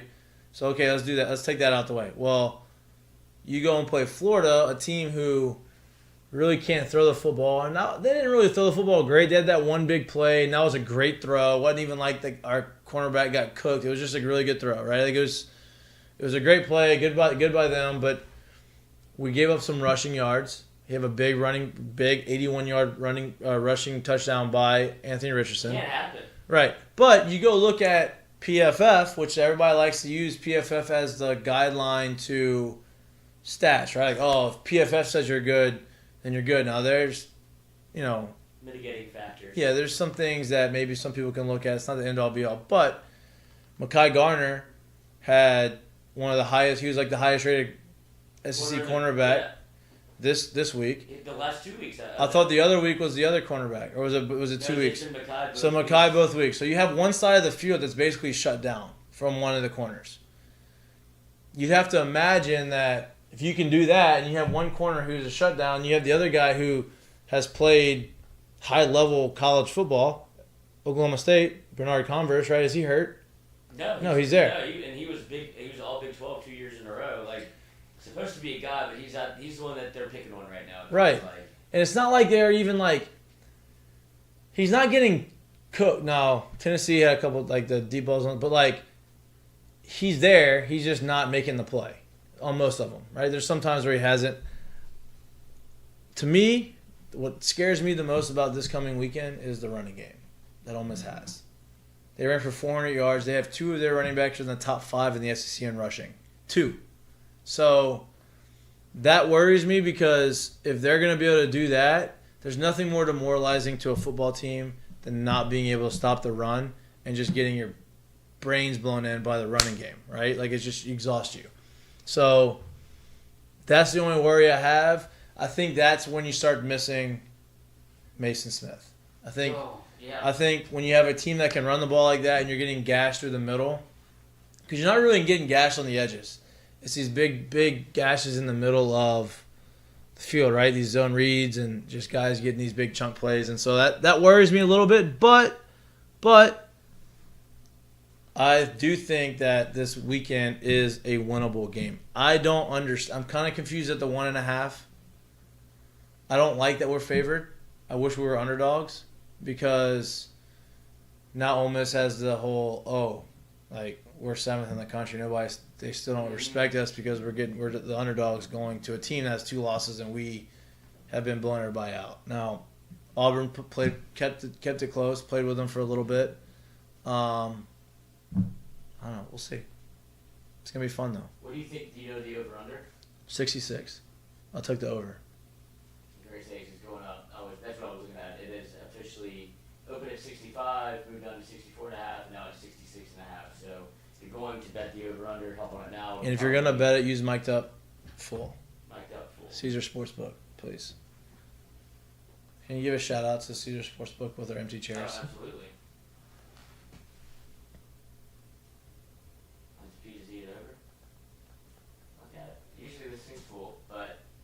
J. Mitch coming on a video call. Well, hopefully. On Wednesday. Did he commit to it? Yeah, he just texted us. He said I can do it. Nice. Love that. Love.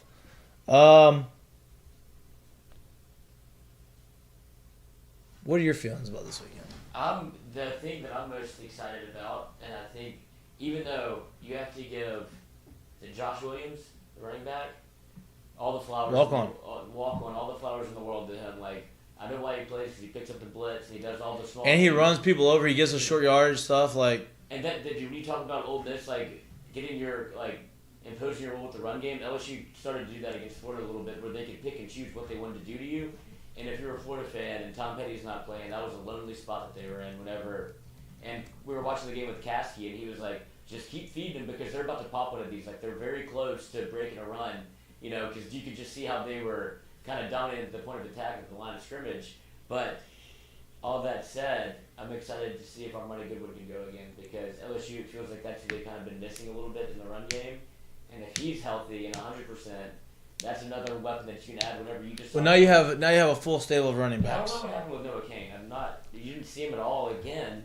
Yeah, I don't know what's going on. I'm trying to find the Ole Miss is like their team stats. Where would I find that? What do you mean? Like ESPN? as in like rankings, right? Team stat rankings as far as compared to other teams. Like where's their defense ranked? You know what I mean? Okay, but yeah, I think he's gonna help. I think Armani Goodwin coming back helps. I think you're starting to see our offensive line gel a lot. You know what I mean? They're starting to play better. They're protecting better. They're better run. They're doing a better job. With their run blocking schemes. Miles Frazier played great at guard, taking the spot of Dellinger. I mean, I not to cut you off, but I don't think you can understate the importance of Will Campbell. No, I'm with you. How much of a difference he makes. I'm with you because that's solidifies the blind side of your running back. Of your quarterback. You know what I mean? Like you have a guy who you're confident in saying, "Okay, I'm gonna drop back, and I know I'm protected." And you just have a guy who's from day one basically got to LSU who's gonna be a starter. And when was the last time we've had a starting left tackle as a freshman? Well, they asked actually. I think Leah Van asked him today, have you ever had a starting left tackle and right tackle as true freshmen on your football team? No, he said no. And he was like, no. He said, I bet you. A freshman. He said, I bet you can't find many teams in the SEC that have done that. Right. To where they've had two starting tackles as freshmen, as true freshmen, not even redshirt freshmen, as two freshmen. All right, so I'm trying to find. Why is it so hard to find stats? I don't know. Here we go. What are you looking for? What do you I want to see what Ole Miss's defensive stats are as far as like stopping the run, stopping the pass. You know what I mean? Oh yeah, I guess. I don't know where you'd find that. I'm on it. I'm not on it actually. Ole Miss's total defense is 16th in the country. Total defense. I mean scoring defense.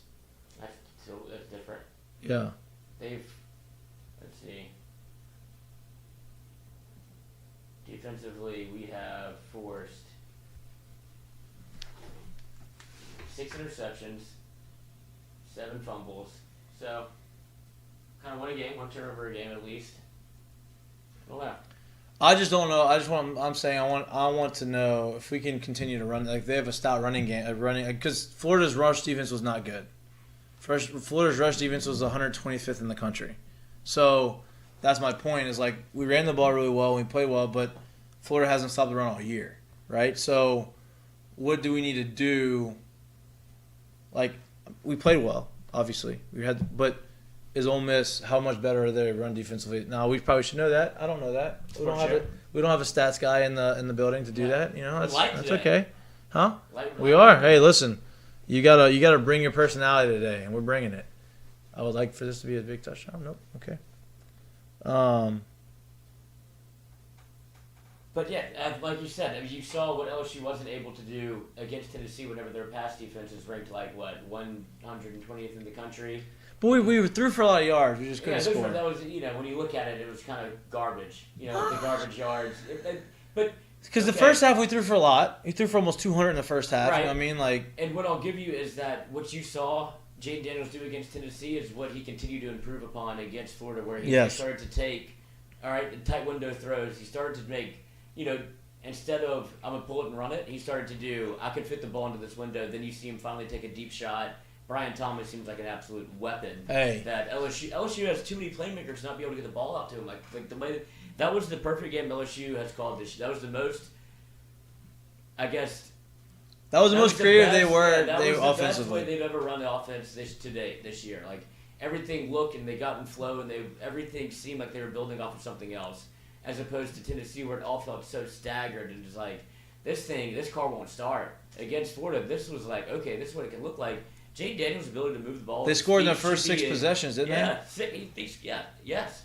And he scored, 3 touchdowns on the ground, 3 touchdowns in the air. He showed you what, that's the perfect Jaden Daniels. And he didn't run.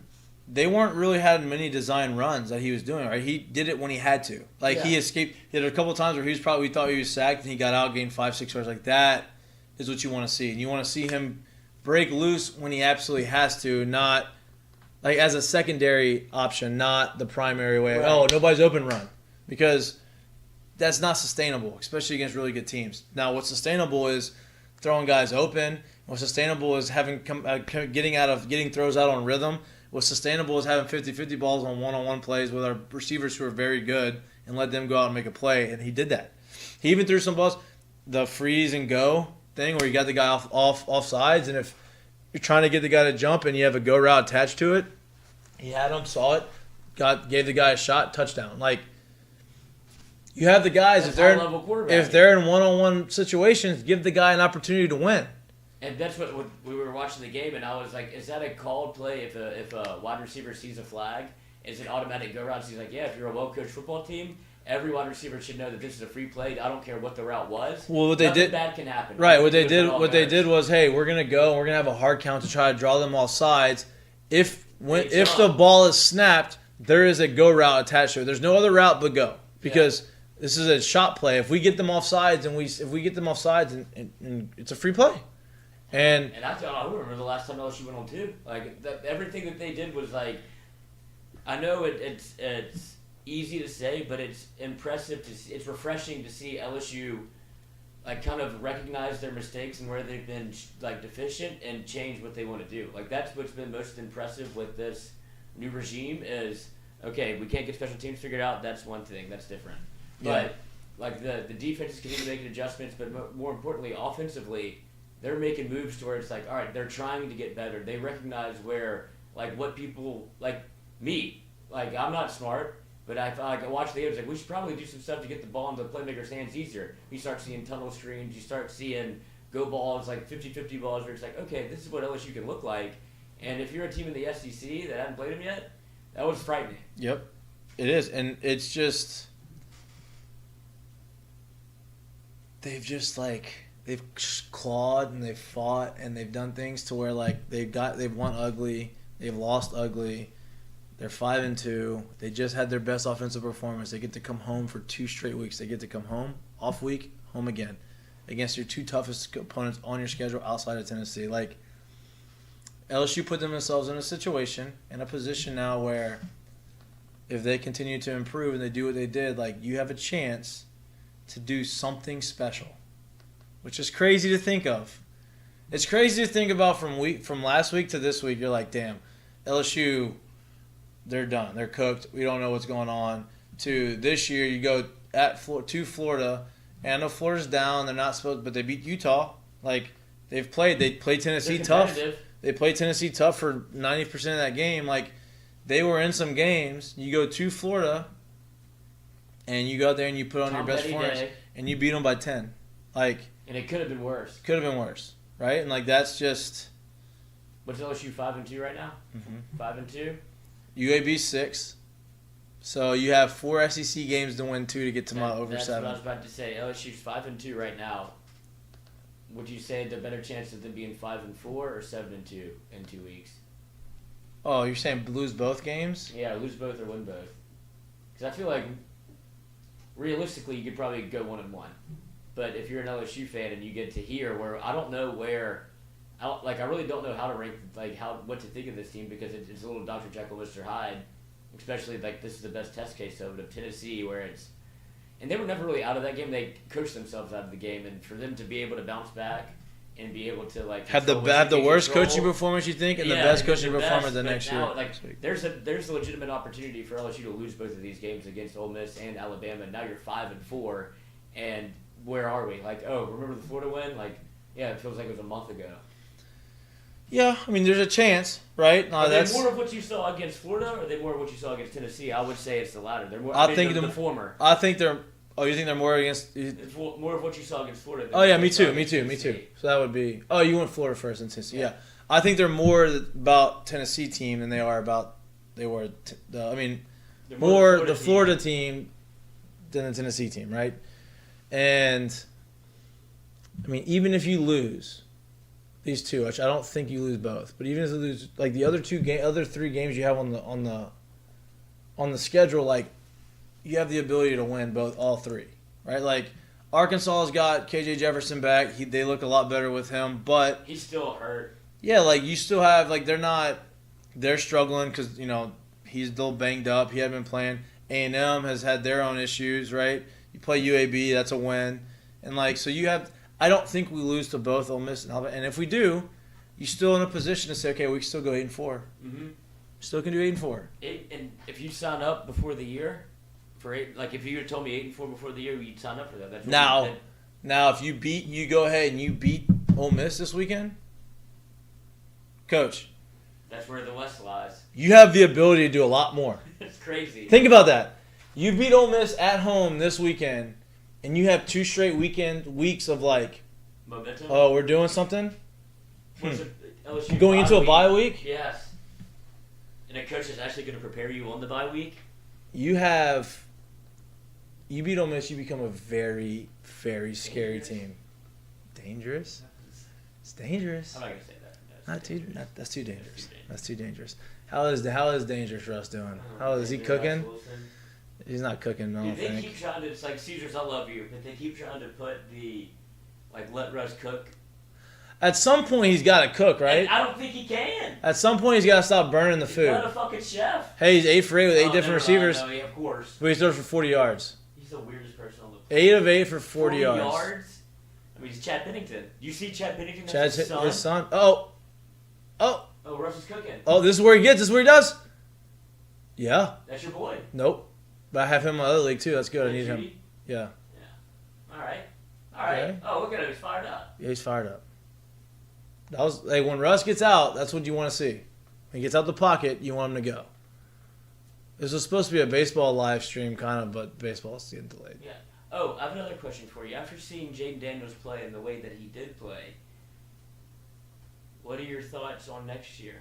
Like, would you want to run back the Jaden Daniels experiment if he's because I don't know if he's good enough to leave to get drafted. No, I think that it's a true competition next year, right? Like I think that,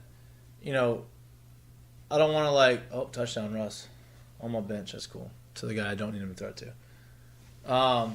But I think that it's hard to look into next year and say, okay, but if he goes out and finishes the year like he had against Florida, that's you're in a tough situation because now you have a guy who played for a full season under this system and led you to a 9-win season maybe or whatever it is. It's like, what do we do? But I think at the end of the day, talent's going to take over. Like the best player is going to play. And it's not going to be about, oh, this guy did this. It's going to be about this guy's too good to ignore. If he wins out, right? That's just the situation. If not, he's a redshirt sophomore starting. And you play 2 years and you go. And that's what it feels like, is that That's okay. The fan base wants to see Walker Howard so badly because you feel like you wasted him if you don't get every ounce of But if your other quarterback's winning games, going 3 touchdowns on the ground and 3 in the air. If he's winning games, but I think it's gonna all play out based on who's the actual better player is. You know what I mean? The experience is gonna come into play, but if Walker goes out in the spring next year and just really takes control of the position, I don't think Brian Kelly is going to have a problem saying, okay, you won the job. You know what I mean? So, I don't know. Do we have what other games did you like this weekend that we saw? I mean, you'd be a fool not to like the Tennessee, Alabama. Well, duh. Yeah, so I'm saying, I'm trying to think of what else I watched, but we did so much for just the LSU Florida game that we had other TVs on, but we were so into doing the live stream. Did USC win? No, they lost. Utah went for 2. They went for 2. Great call. Because if you're Utah, what do you have to lose? Their season's a wash, pretty much. Let's go for 2, and they went for 2 early. That doesn't really. Did they not go for it with 40 seconds left? They went for it to you could have won. I mean, right, you could have tied it. But USC still had a chance to get the ball back, right? Yeah, man. Lincoln Riley, you put up some points, just never can bring the defense with him, huh? Ever. It's just bringing Oklahoma to USC.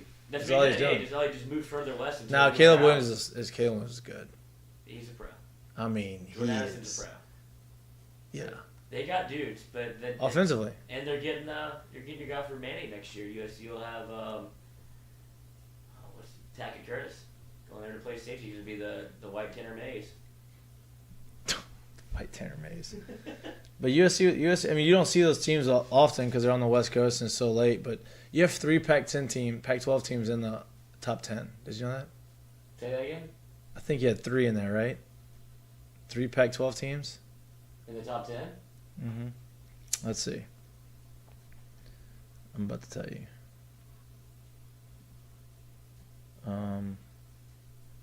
Well, that's not what I want to see. Pac-10. Oh, our boy Hunter Fournette hit us up with some stats. You were talking about the Ole Miss defense. Perfect. Ole Miss isn't inside the top 50 nationally for first down defense. So he's you can take some shot plays. 4th down conversion percent. Ole Miss is 44th nationally, 33rd in passing yards allowed, 34th nationally in total defense. So not a terrible defense, but not stout. Yeah, right. Pac-12. Number 9 UCLA, number 10 Oregon, number 12 USC, and number 15 Utah. So you have 4 teams in the top 15. Now, how good are they? I don't know. UCLA is undefeated, so they're the only chance. Chip's doing it now. Chip's doing it. That UCLA lost last year. No. So that now. Okay, Coach O called You can't do that. You can't do that. Can't do that. Yeah, man. Then you got, only 5 teams are ranked in the. I say only 5 teams ranked in the SEC. Kentucky's still in there at 19. Ole Miss, Mississippi State's there at 24. They're still ranked. All right, let's get to the Seggies. All right, let's do it. Who do you have? You want me to go first? Yep. Our first one is going to be Not My Fault, which is brought to you by Doe's Eat Place. Great place to go get lunch if you want a burger for the middle. Like, if you want to get a little burger, maybe on like a Thursday or a Friday, probably a Friday, leading into the weekend. It's a long week. You want to get some good beer, alcohol-absorbed food. Go try a burger there for lunch, or go there for dinner and get a nice drinks. Watch some Friday night football with some steaks over there. Oh, I was going to say a little 12 o'clock burger before, if you're around town, go before the Ole Miss game, get you a little gut sponge. That's what I mean. Yeah, that's what I'm saying. So Not My Fault. page. Not My Fault is brought to you by Doe's Eat Place. Are you going with that one? No, the one I am using is we have video of the Tennessee president, Randy Boyd, while they're tearing down the goalpost, and he's in the booth, and this is what he had to say about it. Randy, how much is that going to cost? It doesn't matter. We do this every year. But anyway, so one of the guys in the booth with him was, or in the president's box, he goes, Randy, how much is that going to cost? He goes, don't matter, I'll pay for this every year. While they're taking the field goal post down off the field, and he's just smoking a cigar in the booth. I was like, this man is living his best life. That's so funny. It's the best. Now, to be on top of that, is they tear the goalpost down. Tennessee has a lot of funds in their university. They make a GoFundMe to pay for the new goalpost to put up on their field. That's a little bushy, I think. Oh, is that what they did? Hey, you didn't see the GoFundMe? Coach. Dude, you know what I did see is that everybody took grass from the stadium. They're all selling on eBay for ranging from $199 to 25 cents. I took grass from LSU back in the day, early 2000s. Yeah, I've done that before. Yeah. I ate some grass when Les was the guy. Had to be, I was all in. Whatever it takes to win for the team. You're right. Okay. I like that. I like that. I mean, There's not really it's not my fault. It's like, hey, Tennessee president says it's not my fault they're taking it down, but I love it. That's what I'm saying. It's not my fault, but I'll pay for it. I'm here for whatever these kids want to do. You get it's basically the Listen, purge. their football team's good. Their school's doing well. You know what I mean? There's so much money coming in if your football team's doing well. Well, it's exactly. It's LSU. That everybody knows that feeling when your team is good and you just beat Alabama at home. There's no better feeling in sports, especially at least for a college football fan. The route that they're on right now, don't get me off of it because we just shellacked LSU 40-13, and then we go to a nail biter against Alabama, and we're able to win on a last-second field goal. It's just this is what you sign up for if you're any fan of any college sport or any sport at all. This is what you live for. Take the goalpost. The guy writing it down and giving dirt. Did you see the guy in the tunnel? When they yeah. That's what that guy. I heard Josh Payton say, it's you think he woke up this morning and he was going to be on all over ESPN, I'm going to be smoking a cigar on a field goal post that's on. How about dump in the lake? How about the guy when the game just ended? He has a cigar in his mouth. ESPN cameras are right in front of him. He's right in front of him with it. I'm like, this guy. That was his. That's going to be his profile picture for the rest of his life. No doubt. Yeah, I mean, in his face on ESPN, cigars, nobody else around him really. No, he just by himself. Whoever that guy was. Big moment for him. Yeah. Big moment for you. Shout out. Shout out. All right, so curtain calls are brought to you by Frankie Harris at Assured Partners. If you can point up there, can you see it? Can you see it? Yep, you can see it. My curtain call. See the Tennessee gets donations on there. Jack put that in there, I believe. You see it? The link. I'm getting Assured Partners for you. My curtain call, and I mentioned it a little earlier, is it holds a special place in my heart because they're my family away from my family when I was here at LSU, and it's the Nola family, right? Shout out to the whole family, not just Austin and Aaron, because I know all the Nolas are going to be there representing in all the games, and I know Stacy and Tweety Tweety is his dad, AJ, a.k.a. Tweety Nola, is they're going to be there. They're super excited. They're super pumped. This is probably something they've dreamed about their entire lives. One of their sons is going to be in the World Series, but they get to watch both of them play probably the biggest baseball games of their lives. So shout out to the Nola family. That's my curtain call. My curtain call, and shout out to the Nolas. From all accounts, I've never met them. I've Best heard people in the world. I've only heard that they're like the nicest family of all time. So shout out to them. That's awesome. I couldn't imagine. You couldn't be more proud as a parent, I wouldn't think. Speaking of being proud as a parent, somebody we talked to, his father, Jimmy Burrow, I wish he would have given us the inside scoop that Joey B was rocking the Jamar game-worn jersey. Doesn't miss, dude. Yeah. He doesn't miss. Doesn't miss. It's unbelievable. And then he goes down there and throws a 60-yard touchdown pass to Jamar Chase to win the game.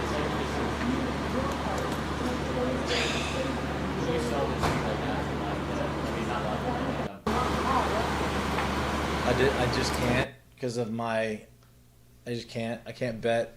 If I'm not gonna bet LSU or Saints, I'm just not gonna bet on the game. You know what I mean? Like I'm not gonna put if I think I need to put money on the other team, that's just me. I'll probably lose the money that way, but I'm just not gonna do it. But when I saw him walk in, I'm like, damn, this is elite. Yeah, this is he doesn't miss, man. He does not miss. That? I mean, I think Jamar said he had to take it out of a shadow box in his room. Yeah, you didn't see it. It was No, it's game worn. That's what I'm saying. Yeah. Like, were they like hanging out? I was like, bro, I should wear that to the game.